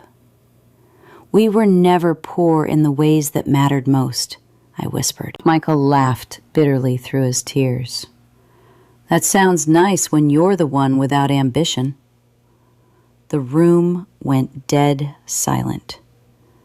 Even he seemed to realize too late how cruel that was. Emma looked horrified. Dad, I slowly lowered my eyes. Strangely, those words hurt even more than the restaurant humiliation earlier, because they came from deep inside him. Harold quietly closed the folder. I think tonight has made one thing very clear. Michael wiped his face aggressively. And what's that? Harold looked directly at him. Your father feared money would turn success into entitlement. Silence. Then, softly. And he may have been right. Michael looked at me then. Really looked at me for the first time tonight. I think he finally saw the damage in my eyes. Not anger, not revenge. Heartbreak. Somehow, that seemed to frighten him more than losing his company ever could. After Harold's final words, no one spoke for several seconds. The silence felt raw now, exhausted, as if the room itself had grown tired of carrying so much disappointment. Michael stood motionless near the table, his face pale, his eyes red with anger and humiliation. For the first time tonight, he no longer looked powerful. He looked completely lost. Richard Coleman slowly gathered his papers and stood up. I think we should pause all discussions regarding the expansion deal until the situation is reviewed properly. Michael immediately looked up. Richard, this is bigger than a family disagreement now. His tone was professional again, cold, corporate, the voice investors use when emotion becomes inconvenient. One by one, the other investors stood as well. No one shouted. No one insulted my son. But somehow, their quiet distance felt even worse. Rejection delivered politely still cuts so deeply. Richard looked toward me before leaving. For what it's worth, Mrs. Martinez, I'm sorry for what happened tonight. I nodded softly, thanking him. Then he turned to my son. You should go home. Don't call me tomorrow. Don't say, we'll figure this out. Just go. I watched my son stand there helplessly as his investors walked out one by one. Years of networking, of image building, and of protecting his reputation, all slipping away in a single night. I watched Vanessa linger near the door, her arms folded tightly across her chest. She looked emotionally drained. You lied to me too, she whispered. My son rubbed his forehead. Vanessa, please. No. Tears welled in her eyes. You made me believe your mother was financially irresponsible. I lowered my eyes, because hearing it out loud still cut deep. Vanessa shook her head. She walked in here wearing patched-up shoes, yet she has enough wealth to buy half this building. I didn't know, my son snapped. But you liked believing she was beneath you. That truth landed hard. My son had no answer. He couldn't. I watched Emma finally stand and walk carefully toward him.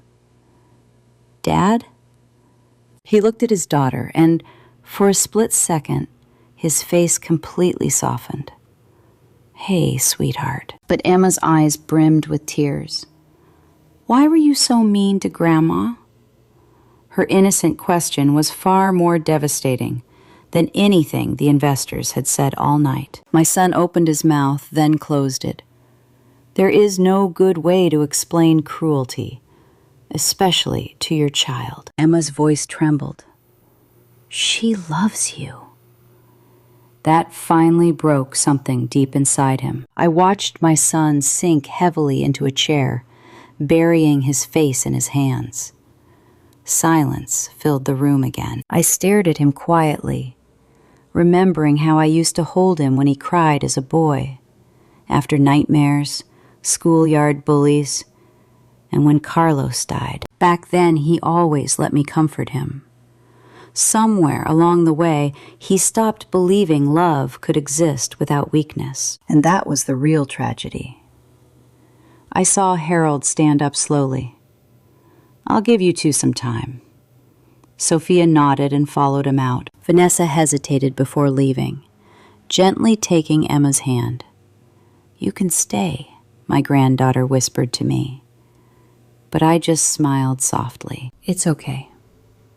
Reluctantly, she followed her mother out. Then, suddenly, it was just my son and me, alone in the room. Mother and son. No more lies to hide behind. For several moments, neither of us spoke. He finally lowered his hands. His eyes looked exhausted and so much older. "You should have told me." I almost laughed. "Told you what?"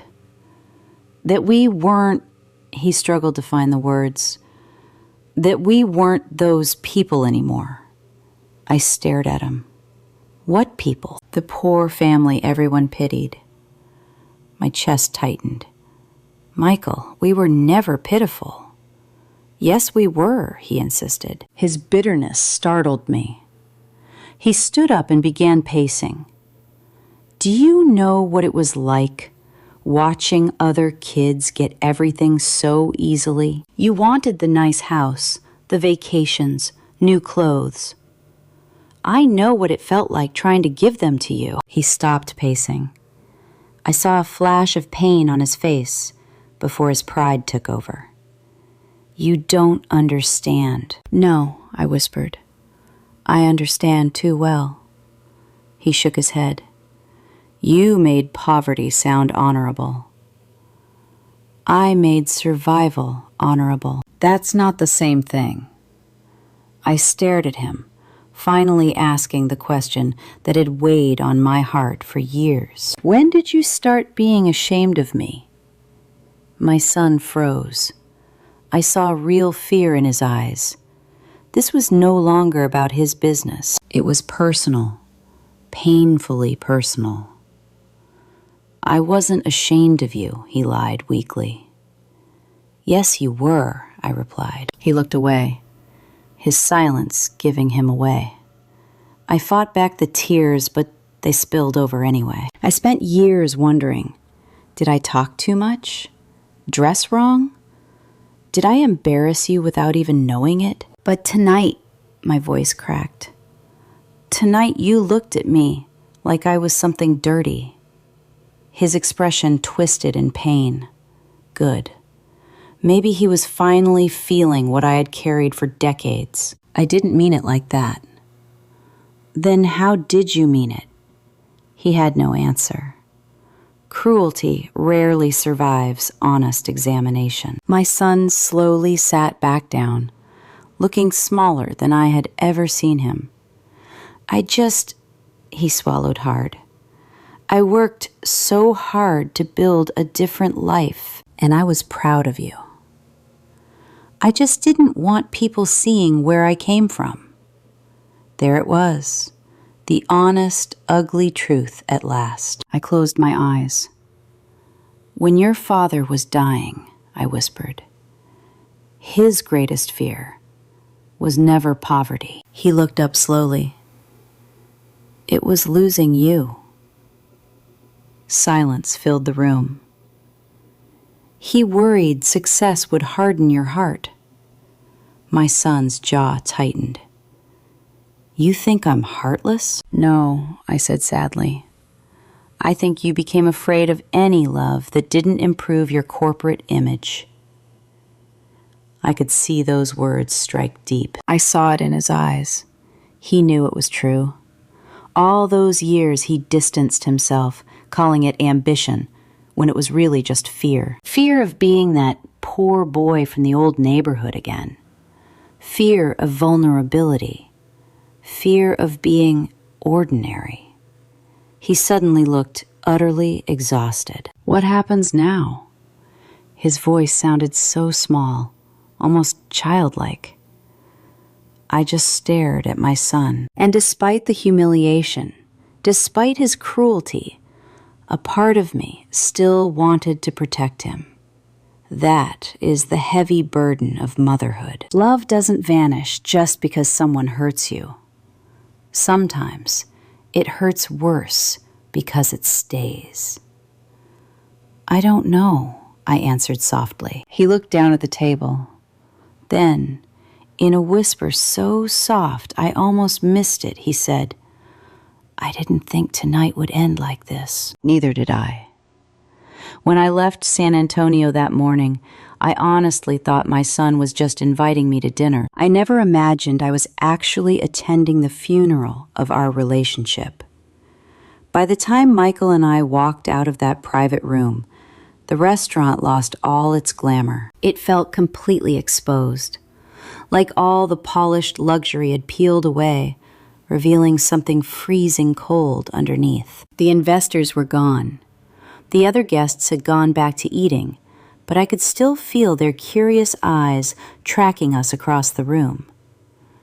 Rich people pretend not to stare, but they always do when power shifts in public.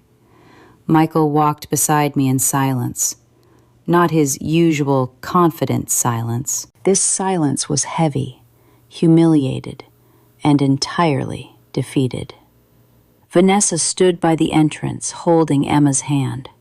Her makeup was perfect, but her eyes were red from crying. I never thought I would see Vanessa Martinez look unsure of herself. The second she spotted Michael, she immediately straightened up. What did Harold say? Michael did not answer immediately, because how do you summarize the collapse of your entire life in one sentence? Finally, he muttered, "The board is reviewing everything." Vanessa closed her eyes tightly. And the investors? He looked away. That was answer enough. Emma crept back toward me. "Grandma, are you leaving?" I gently stroked her hair. "Soon, honey. Can I visit you this weekend?" Before I could speak, Vanessa surprised us all. "Yes," she said softly. "I think that would be good." Michael looked up sharply, but Vanessa completely ignored him. She looked straight at me. "I owe you an apology." The words clearly wounded her pride, but unlike Michael, she actually said them. "I judged you," she continued quietly, "and I believed things I never should have." I saw real regret in her face. Not total understanding, but it was real enough. I nodded slowly. "Thank you." Michael suddenly let out a sharp sigh. So now everyone is against me. Vanessa stared at him, disbelieving. "That is what you took from tonight?" He ran both hands through his hair, pacing near the front doors. "My whole company is falling apart." "And your mother?" Vanessa snapped. "Did you think about her for even 1 second tonight?" Michael looked completely drained. "I said things I shouldn't have. You humiliated her publicly. She humiliated me, too." The instant those words left his mouth, Emma burst into tears. "Stop it," she sobbed. The whole lobby fell dead silent. Emma looked up at her father with heartbreak written all over her young face. "She is your mom." That hit harder than any shout ever could. Michael looked stunned. Not because Emma was wrong, but because children have a brutal way of stripping us down to the truth. Vanessa pulled Emma close protectively. "Come on, sweetheart." But Emma shook her head stubbornly. No. Her eyes stayed locked on Michael. "You made Grandma cry." Michael opened his mouth, then closed it. There was no defense left, not anymore. In that painful moment, I suddenly realized something. This night would live inside Emma forever, long after the business meetings ended and the financial fallout settled. Children always remember the exact moment love fails in public. And tonight, Michael failed spectacularly. Harold approached quietly from behind, carrying the leather folder tucked under his arm. "The cars are waiting outside, Evelyn." I nodded. Part of me desperately wanted to go home, to leave Dallas behind and crawl into my quiet little house where nothing glamorous ever happened, and no one looked at me with disappointment. But another part of me could not stop staring at my son. Despite everything, he still looked completely broken. Sophia stepped forward next. "Michael," he looked up tiredly. "The board meets Monday morning." His face tightened immediately. "That fast?" "Yes." Michael let out a bitter, quiet laugh. "Of course." Sophia's voice softened slightly. "I tried to delay it." That surprised him. It surprised me too. Michael looked confused. "Why?" "Because despite tonight," she hesitated carefully, "I still remember who you used to be." Something in his expression cracked again, and suddenly I realized something. I was not the only one grieving who Michael had become. Everyone who knew him before his success probably was. Michael leaned heavily against the wall by the entrance. "I can fix this." But nobody answered because, deep down, we all understood the truth. This was no longer about numbers, investors, or expense reports. It was about character, trust, and love. And those things do not recover as fast as stock values. Vanessa finally spoke again, quieter this time. "Do you know what the worst part is?" Michael looked at her. "You actually made me believe you were ashamed of being poor." His jaw tightened. "I was." "No," she whispered, tears filling her eyes again. "You became ashamed of the people who loved you before you had money." The raw truth of that sentence seemed to physically wound him. Good. Maybe pain was finally reaching the places pride had guarded for too long.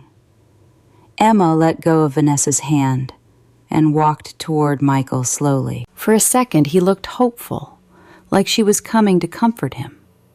Instead, she asked softly, "If Grandma was poor, would you still have talked to her like that tonight?" Michael froze completely. No one moved. No one even breathed. Because children sometimes ask the exact questions adults spend years avoiding. Michael stared at his daughter helplessly, and once again, he had no answer. Emma's eyes filled with tears. "That is what scares me." She quietly walked back toward me, and I wrapped my arm around her shoulders automatically. Michael looked completely devastated now, truly crushed, but not because of the company, not because of the investors.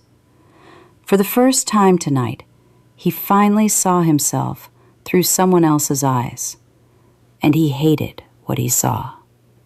Outside the restaurant windows, rain began falling over downtown Dallas. City lights blurred softly through the wet glass. Suddenly, everything felt so much colder. Harold checked his watch, whispering that we should go. I nodded, turning toward Michael one last time. My son looked completely exhausted.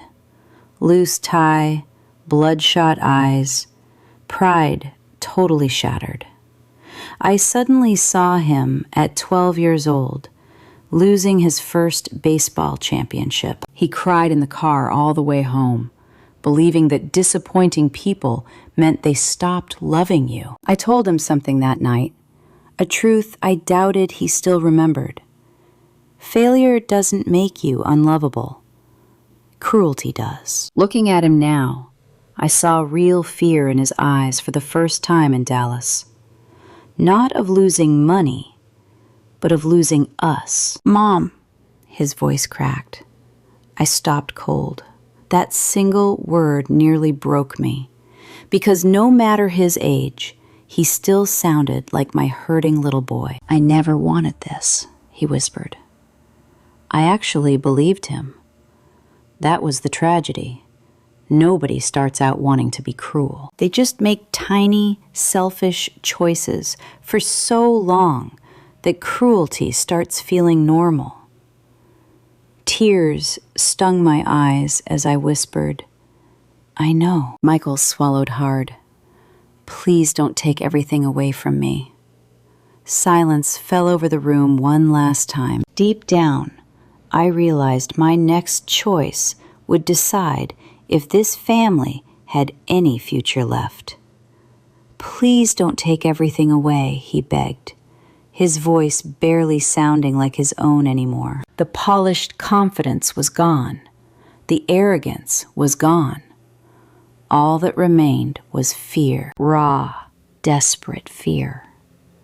Outside, rain streaked the restaurant windows, while city lights shimmered across the wet streets below. The staff pretended not to listen, but I knew everyone could feel the thick tension in the air. I just stared at my son quietly. For years, I pictured this moment differently.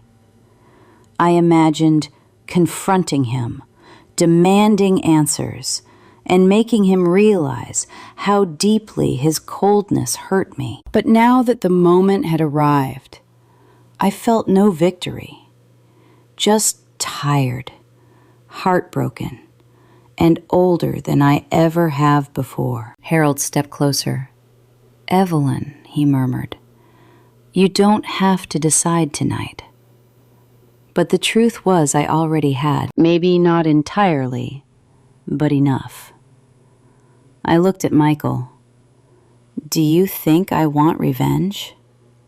His eyes dropped instantly. "No," he muttered, "but do you think I want to punish you?" He swallowed without answering. That silence was enough. I took a slow breath. "When your father set up the trust, he wasn't trying to control you." Michael looked up. "He was trying to protect you from measuring human worth by status." Pain flashed across his face because deep down, he knew that was exactly what had happened. Vanessa stood near the entrance, holding Emma close and watching us. For the first time, she looked completely stripped of her usual performance. No flawless social mask, no cold superiority, just pure exhaustion, and maybe a little regret. Michael rubbed his eyes. "So, what happens now?" I glanced at Harold, then back to my son. "You're stepping down from executive control, temporarily." His head snapped up. "What?" "The board review is set for Monday," I continued quietly. "You will cooperate fully."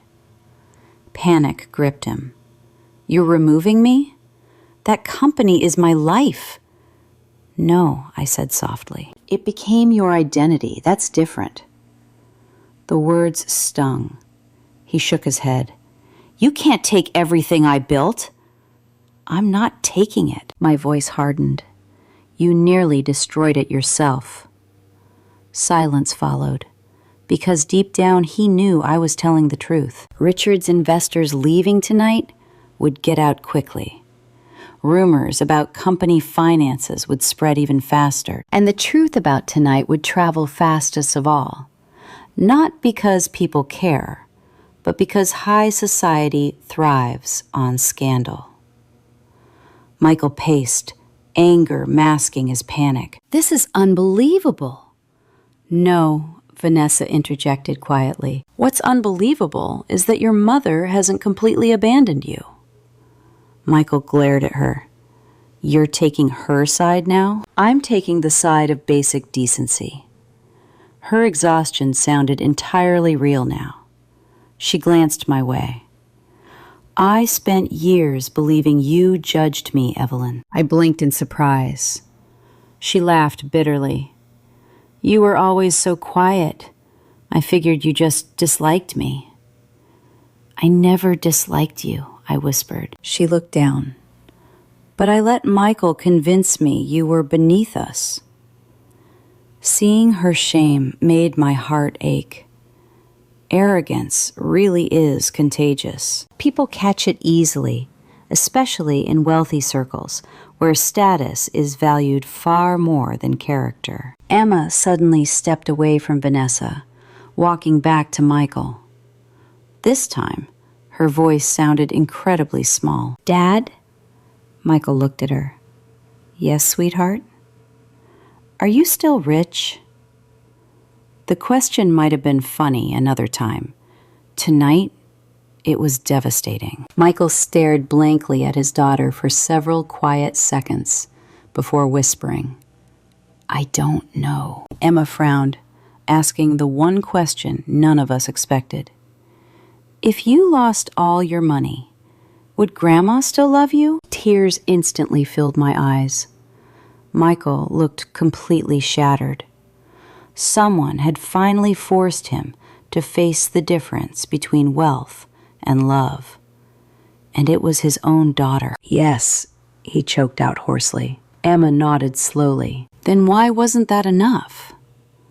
Silence fell over us. There was nothing left to say.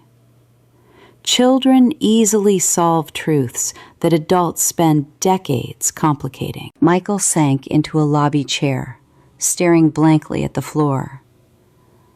"I don't even know how I became this person," he muttered. His sudden honesty caught me off guard. Harold quietly crossed his arms. "It happens slowly," he said. Michael looked up. "You knew?" Harold nodded once. "I suspected, but nobody spoke up." His face softened with a quiet sadness. "We tried, but you stopped listening." He was right. I remembered every rushed phone call, every holiday dinner cut short for a meeting, every time he subtly corrected my clothes, my accent, my stories. None of it happened overnight. Cruelty rarely does. It grows in silence, fed by entitlement. Michael looked back at me. "What if I change?" The vulnerability in his voice nearly broke me. For the first time all night, he sounded sincere. No defenses, no manipulation, just pure fear. I walked slowly toward him. My son looked up at me with tear-filled eyes. Suddenly, I saw every single version of him, all at once. The little boy, the grieving teenager, the ambitious young man, the arrogant executive, all tangled together inside one broken person. I gently touched his face, just like I did when he was small. "You can change," I whispered.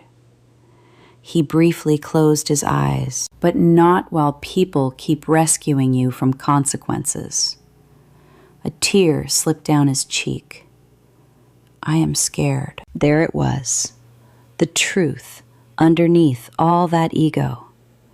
Fear of becoming powerless, fear of being ordinary, fear of losing love if the success disappeared. I softly stroked his hair. "So was your father." Michael looked shocked. "What?" I smiled sadly through my tears. He was terrified he wouldn't provide enough. Terrified you would struggle. Terrified I deserved more. Michael stared at me, completely silent. But do you know what made your father different? He shook his head slightly. He never treated people like they were worthless just because they had less. Tears kept streaming down his face. Not angry tears anymore, but tears of grief. The kind people cry when they realize they have become someone they do not recognize. I stepped back slowly. You are losing your position, for now. Michael nodded weakly. You will cooperate with the investigation. Another nod.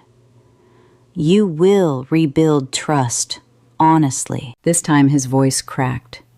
How? I stared at him for a long moment. One humble choice at a time. The rain outside had finally started slowing. The storm was passing. Maybe that meant something. Or maybe I just wanted it to. Harold checked his watch quietly. We should leave. I nodded. When I turned toward the door this time, Michael did not stop me. No arguing, no shouting. He just sat there, completely drained, as his entire world rearranged itself around him. And somehow, that quiet surrender frightened me more than his anger ever had. Broken pride is dangerous, but a shattered identity can either destroy a person or finally rebuild them. I just didn't know yet which path my son would take. 3 weeks passed before I saw my son again. 3 quiet, painful weeks. The board suspended Michael from executive operations, pending a full financial review. Word spread quickly through business circles, though the company avoided any public scandal. Investors pulled back, at least for now. Online articles started popping up, muttering about internal restructuring and leadership concerns. Michael vanished from the social scene overnight. It is funny how fast the wealthy stop calling when your status becomes uncertain. But none of that hurt like his silence. For the first few days after Dallas, I barely slept. I just kept replaying that dinner in my mind over and over. The shame in Michael's eyes, the coldness in his voice, the moment he asked to move me near the kitchen. Some wounds echo long after the words fade. Still, every morning I woke up and stuck to my routine. Coffee in Carlos's old mug, watering the garden, volunteering at the church. Life has a strange way of moving on, even after your heart cracks open. Emma called almost every evening, sometimes talking for an hour. Sometimes she just wanted me on the line while she did homework because, as she put it, my voice made things feel calmer. I think she needed stability after everything. Honestly, so did I. Vanessa called once too, which surprised me. I left Michael, she said softly, the moment I picked up. I sat down slowly at my kitchen table. What happened? A long silence stretched between us. Then she said, I don't know who he is anymore. There was real grief in her voice. Not dramatic, but an exhausted grief. The kind people feel when their illusions finally collapse. He is trying, she added softly. But I don't know if he even understands himself yet. I didn't know either, and that terrified me. Sometimes people apologize out of fear of consequences. Sometimes they apologize because they truly changed. And sometimes even they don't know the difference yet. Then, one Thursday evening just after sunset, a soft knock came at my front door. I already knew who it was before opening it. Mothers always know. Michael stood on the porch wearing simple jeans, work boots, and a plain dark sweatshirt. No expensive watch, no luxury car behind him. Just an old pickup truck parked by the curb beneath the streetlight. For a moment, he looked just like Carlos. It nearly broke me. "Hi, Mom." His voice sounded smaller than I remembered. Not weak, but humbled. I stepped aside quietly. "Come in."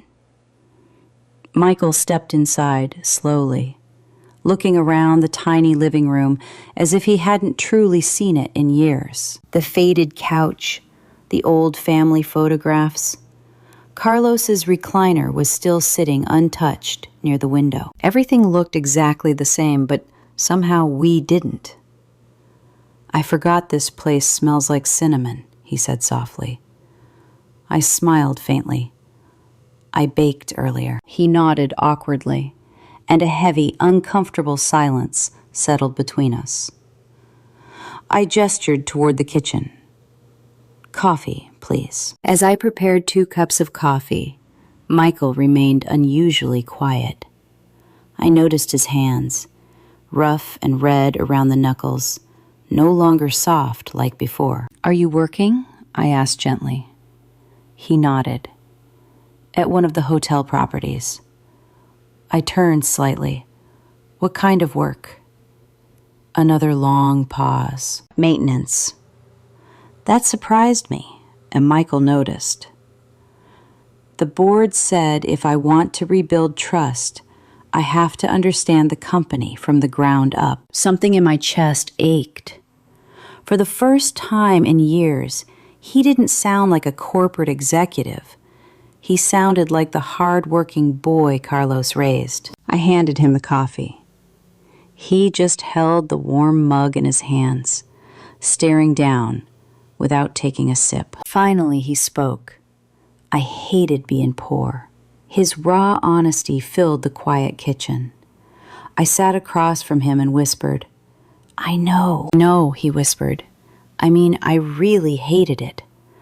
Staring at his coffee, he added, "I hated when kids laughed at Dad's truck." I stayed silent. He kept going. I hated pretending not to notice other families had more food than us. My throat tightened, and I hated watching you come home exhausted every night, pretending you weren't tired. Tears blurred my vision. I never realized how much he noticed. He swallowed hard, pausing shakily. I think somewhere along the way, I started believing success meant becoming someone completely different from who we were. I watched my son closely. Tonight felt different. No walls, no performance, just truth. When people reminded me where I came from, he said quietly, I panicked. I remembered the restaurant, the investors, the shame. These weren't excuses he was making, just explanations. There's a difference. Michael finally looked up at me. But none of that excuses what I did to you. The tears in his eyes were raw and unprotected. Suddenly, I remembered him at 15, crying after accidentally wrecking Carlos's truck. He wept harder over disappointing us than about the truck. That boy still lived inside him. I was cruel, he whispered. I stared down at my coffee. Yes, the truth hurt both of us. Michael nodded slowly. Do you know the worst part? He asked. What? I saw your face after I said it, his voice cracked. And I still kept going. That sentence shattered me more than anything, because it meant he finally understood the real damage. Not the business, but me. I don't know how to forgive myself for that, he admitted. I stared at my son in the quiet room, then softly asked, Why did you come tonight? He answered quickly. Losing the company scared me. The honesty shook me, but losing you scared me more. Quiet settled over the kitchen. Outside, crickets hummed under the warm Texas sky. Michael wiped his eyes. I kept hearing Emma ask if you'd still love me without any money. I smiled sadly. He laughed weakly through his tears, saying, I realized you already proved that your entire life. That almost broke me. Michael leaned forward. I spent so many years trying to become someone important, he said. You were important. He shook his head. No, I became impressive. That's different. The wisdom in his voice sounded painfully earned. We just sat together in silence for a moment. Not cured, not fully healed, but honest. Finally, Michael pulled a small, folded photo from his pocket and slid it across the table. I unfolded it carefully. It was an old picture of Carlos and me, standing proudly beside Michael at his college graduation. The three of us were smiling, young, hopeful, and whole. I found it in my desk yesterday, Michael whispered, and I realized something he said. I looked up at him. My entire life, fresh tears filled his eyes. I kept trying to get successful so I'd stop feeling ashamed. He paused. But Dad never looked ashamed once. No, Carlos never did. Even in our hardest times, he carried a dignity nobody could ever steal. Slowly, I reached across the table and took my son's shaking hand. I don't know if trust can heal completely overnight, I whispered. Michael nodded in agreement. I know, he said, but I believe we can change when we finally tell ourselves the truth. He closed his eyes as tears fell. Quietly, for the first time in years, my son openly wept in front of me. And this time, I held him just like I did when he was little. Not because he deserved instant forgiveness, but because healing has to start somewhere. 6 months later, my dining room table was full again. No investors, no wealthy strangers pretending to admire each other. Just family, real family. The kind that sits crowded together, passes food twice, talks over each other's stories, and laughs way too loud. The kind we nearly lost. I stood in my kitchen plating the last of the enchiladas while Emma's laughter echoed through the house. Warm evening sunlight streamed through the curtains Carlos bought years ago, turning the room to gold. For the first time in so long, my home felt alive. Grandma, Emma yelled from the living room. Dad burned the garlic bread. I didn't burn it, Michael argued back. You totally did. I smiled to myself. Hearing them bicker felt like a quiet sort of healing. As I carried the food out, Michael immediately jumped up to help. Not for show, not because appearances mattered, but simply because he saw I had my hands full. That small difference meant everything. Careful, he murmured, taking the heavy tray from my hands. Our eyes met for just a second. There was still a lingering sadness, some regret. You don't wipe those away overnight. But there was real humility now, too. And humility changes things. Vanessa arrived a few minutes later, holding a box from the bakery down the street. Things between her and Michael were still complicated. They were trying therapy, slowly working to rebuild trust. Not perfectly, but honestly, which was what mattered. It smells amazing in here, she said, walking in. You always say that before eating 3 plates, Ella teased. Vanessa laughed, and it felt like the first real laugh in months. I learned from your grandmother, she smiled. I rolled my eyes. Old habits die hard, they say. The warmth in this room still surprises me sometimes because Just 6 months ago, I truly believed our family had shattered beyond any hope of repair. But pain starts to change shape when we finally stop lying to ourselves. Michael spent those 6 months working at our hotels under strict supervision.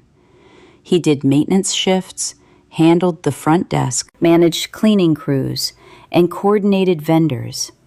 No executive office, no luxury privileges, and absolutely no special treatment. At first, he hated it. I could hear the raw frustration in his voice every single time we spoke. But slowly, something shifted. One evening, he called me after helping fix the plumbing in one of our employee housing buildings. "You know something weird?" he asked. "What?" I never actually learned most of these workers' names before. Those words stayed with me for days. Entitlement blinds us so slowly, teaching us to see service instead of humanity. But humility? Humility is what restores our vision. The board eventually let Michael ease back into operations. Not because I forced their hand, but because department managers quietly reported that he had genuinely changed. "He actually listens now," Sophia told me over coffee one afternoon. The sheer surprise in her voice made me laugh softly. "He used to walk through the hotels like he was inspecting machines.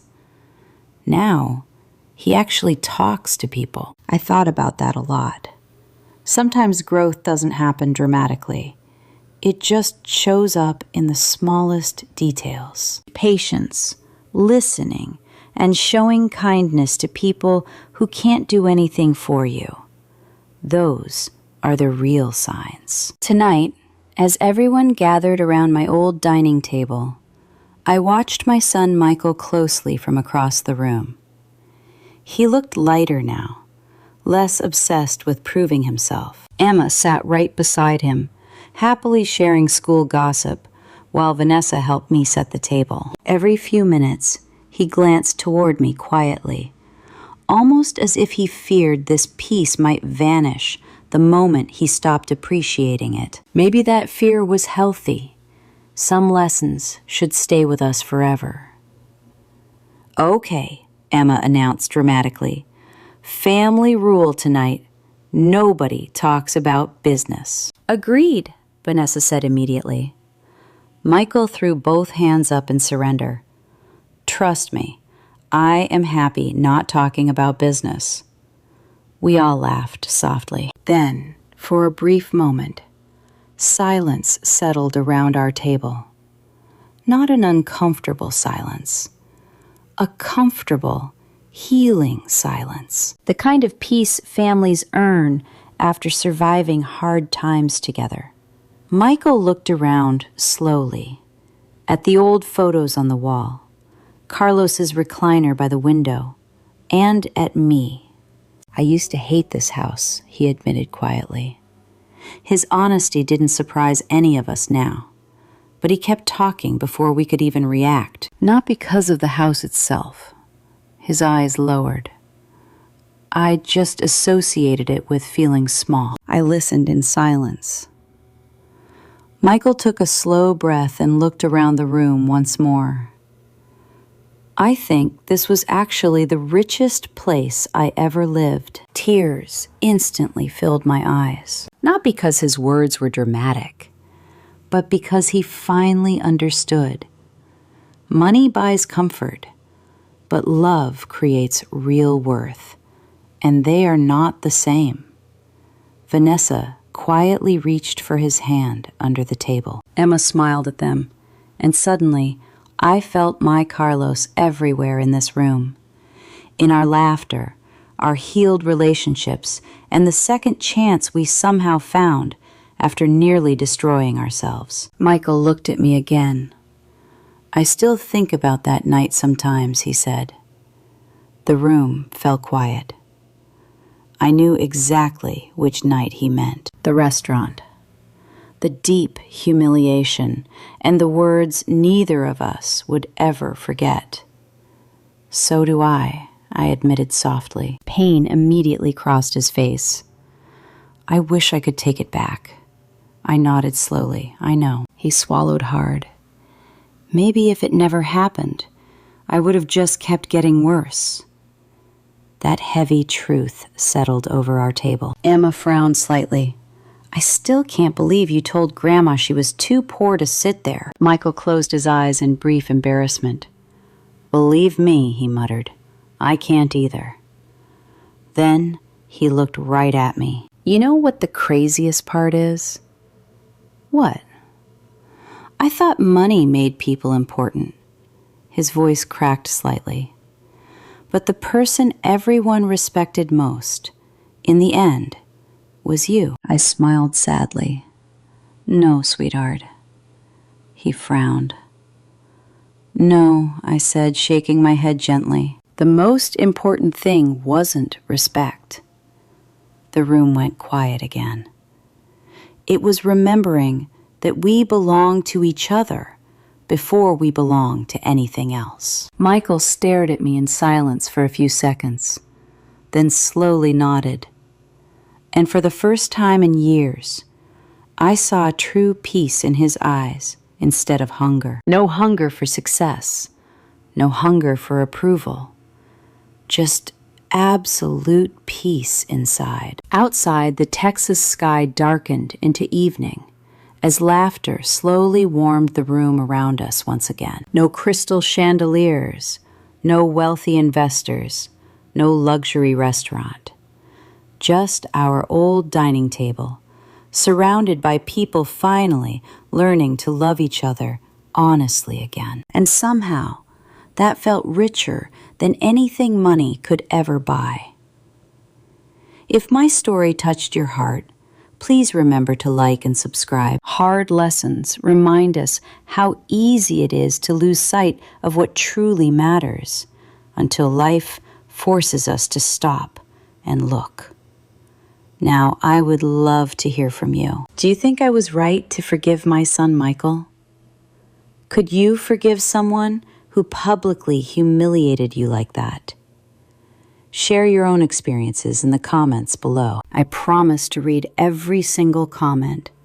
And before you go, tell me where you are watching from and what time it is there right now.